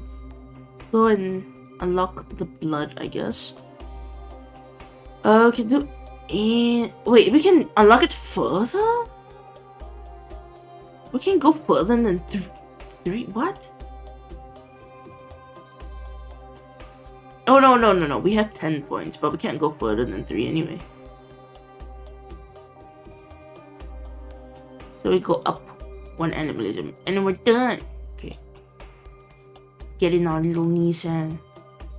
Let's go and meet with Dove first. These midnight Morder meets happen every few nights all over the place, and it looks like one is happening tonight just south of downtown, in the big parking lot of a suspiciously run-down Costco that's partially converted to a spirit Halloween store. You circle the parking lot first, just to see what you're getting into. The crowd looks a little tougher than at a cars and coffee event. You see tuners, rat rods, old muscle cars, and a few important 90s sports cars. Someone is selling red electronic and audio equipment of dubious legality out of his trunk. Another guy is hawking his comics and zines. The centerpiece is a gleaming black Mercedes-Benz 300 SL, the classic with the gull-wing doors. You force yourself not to stare. No one pays any attention to your Nissan. My Nissan! You don't see Dub's Chrysler in the parking lot, but as you scan the crowds for trouble, you look up and spot a shadow on an unfinished dirt road that overlooks the parking lot. You roll your Nissan up the slope and park next to your sire. She's sitting on the hood of her Chrysler, dressed in the same patched jacket she wore the first time you visited Elysium, sunglasses and a no-label ball cap hiding her face, holding a coffee thermos. She holds it up to her nose, inhales the steam, and lowers it again. I didn't take you for a coffee drinker. It's important, as you get older, to find pleasures in things that aren't the blood, Dub says, or weird power games. Just because we look the way we do doesn't mean we can't develop an aesthetic sense. And I remember drinking coffee when I was alive. Can you drink it? You ask. You met a few vampires in your travels who could hold down food, though they couldn't do anything with it. No, Dub says, but you can't eat flowers either. The older I get, the more I appreciate what the world can offer me on its own terms. Either that or I'm going insane, and in a few years the tow will stake me and roll me into storage. But until then, let's drive. You glance from your Nissan to Dove's Chrysler. You might be able to impress Dove with your ride, or your impressive driving skills, or both. Or maybe it's better to play it safe with a Chrysler and her behind the wheel. You idly wonder if you could snag that black Mercedes, but it's completely surrounded by gawkers now.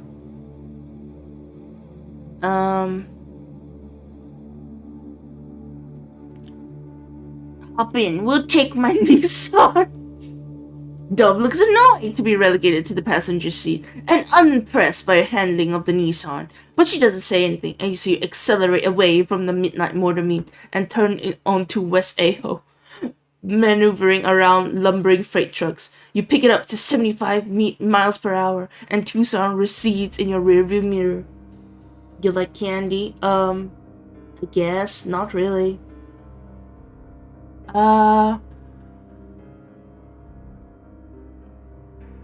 How'd you end up settling in Tucson?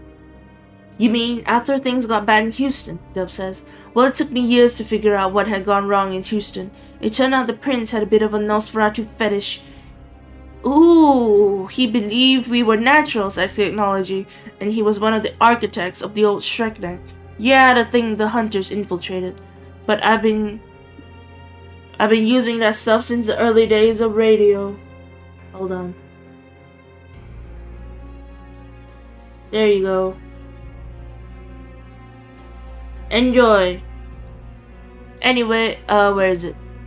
But I've been using that stuff since the early days of radio, and I gave up precisely because it was so insecure. That's why we were able to get out, Briar. Anyway, since I was a driver, people already knew me at the Tucson Elysium. Leto and Jasper vouched for me, and I started to drive for the old Prince of Tucson. Then Ellen started whispering in his ear, and well, everything happened there. That and the SI and the beckoning have depopulated Arizona so badly that I'm stuck taking inventory most nights. I can't even be mad at Leto for locking me up in the Viper, because he's locked in too. We all are. Must be good to get out of the road again. It's not about getting away from the Elysium, Dub says as you emerge from a narrow canyon onto a wide open plain beneath the stars. It's about doing work that feels real. So much is happening right now, Briar. The entire world is changing because of the SI and the beckoning, and probably things I don't know anything about, but that affect me anyway. And what do I do every night to address those things? I sort through physical letters, drive from the Viper to the other clubs to check on other kindred, doing the exact same thing we're doing, and make sure Alexander is giving everyone enough blood that they don't start fights. And you know what pisses me off most? Leto is right. We're doing the best we can. It's just so damn boring. And every night, it's the same thing. I know it's gonna change soon. For the worse. I can't wait.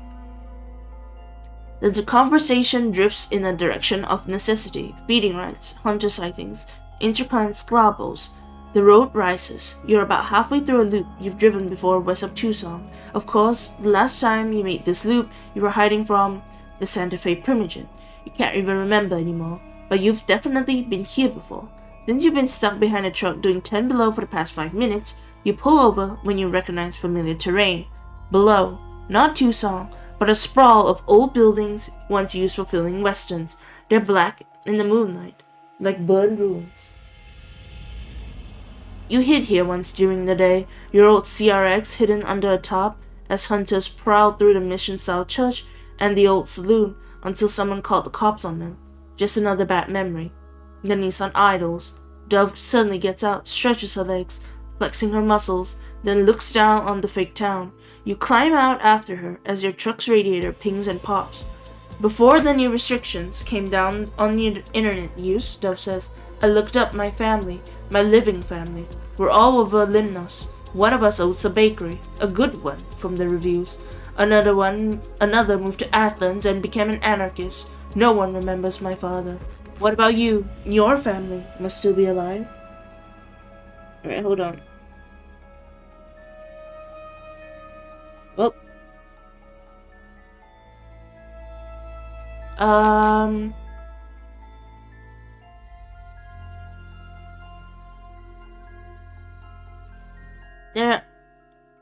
they're out there, but they don't matter. I'm Nosferatu now. I regret losing them, but I'm dead.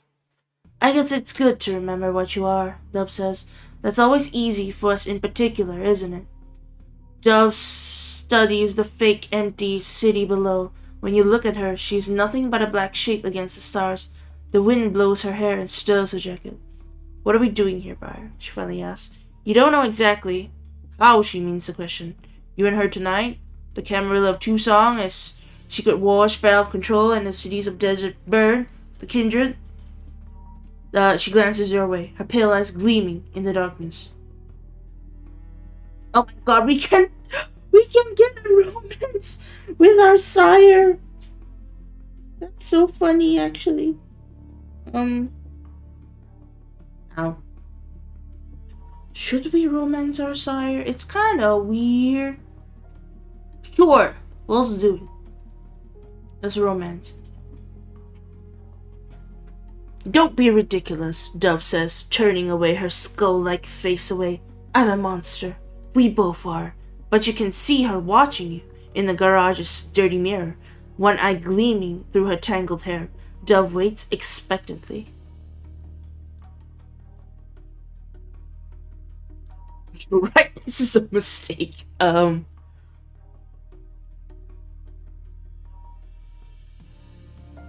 True beauty is found in strength, and you are strong in every way that matters. Dove flashes you a fierce, sharp-toothed smile, studying your equally monstrous features. She hesitates for only a moment, then pulls you into a tight embrace, so her hair falls around your face. My sire taught me that we were not created for happiness, Dove says. He was not a religious man. like my real father. But he believed there was an order to the world. Dev squeezes your hand. I never believed that. I believe we do what we want and hope for the best. She leans towards you. But just then, an 18-wheeler rumbles up the road, its headlights glaring, and Dove instinctively retreats to the shadows. Still, her hand never quite leaves yours until she heads back to the Nissan. We can't wait around here all night. Her voice has a lightness to it you've never heard before. You chat on the drive home. Not a plan or an exchange of secrets or verbal sparring. You just talk about nothing in particular. The weight that always follows you around feels lifted for the first time since your CRX sputtered to a halt in the desert east of Tucson. When you get back, the midnight motor meet is already breaking up. You watch it for a minute, and when you look back, Dove and the Chrysler are gone. You drive back to your estate. Can I check the cars now? Dang it, I have the money, but the car hasn't appeared yet. Alright, fine. We shall... Wait, how's my hunger? Oh, my hunger's fine. We'll just pick the elder thing. And then, I actually think this is a good place to end this off today. Because I think if I start reading, it's gonna take like another like half an hour at least, or like an hour.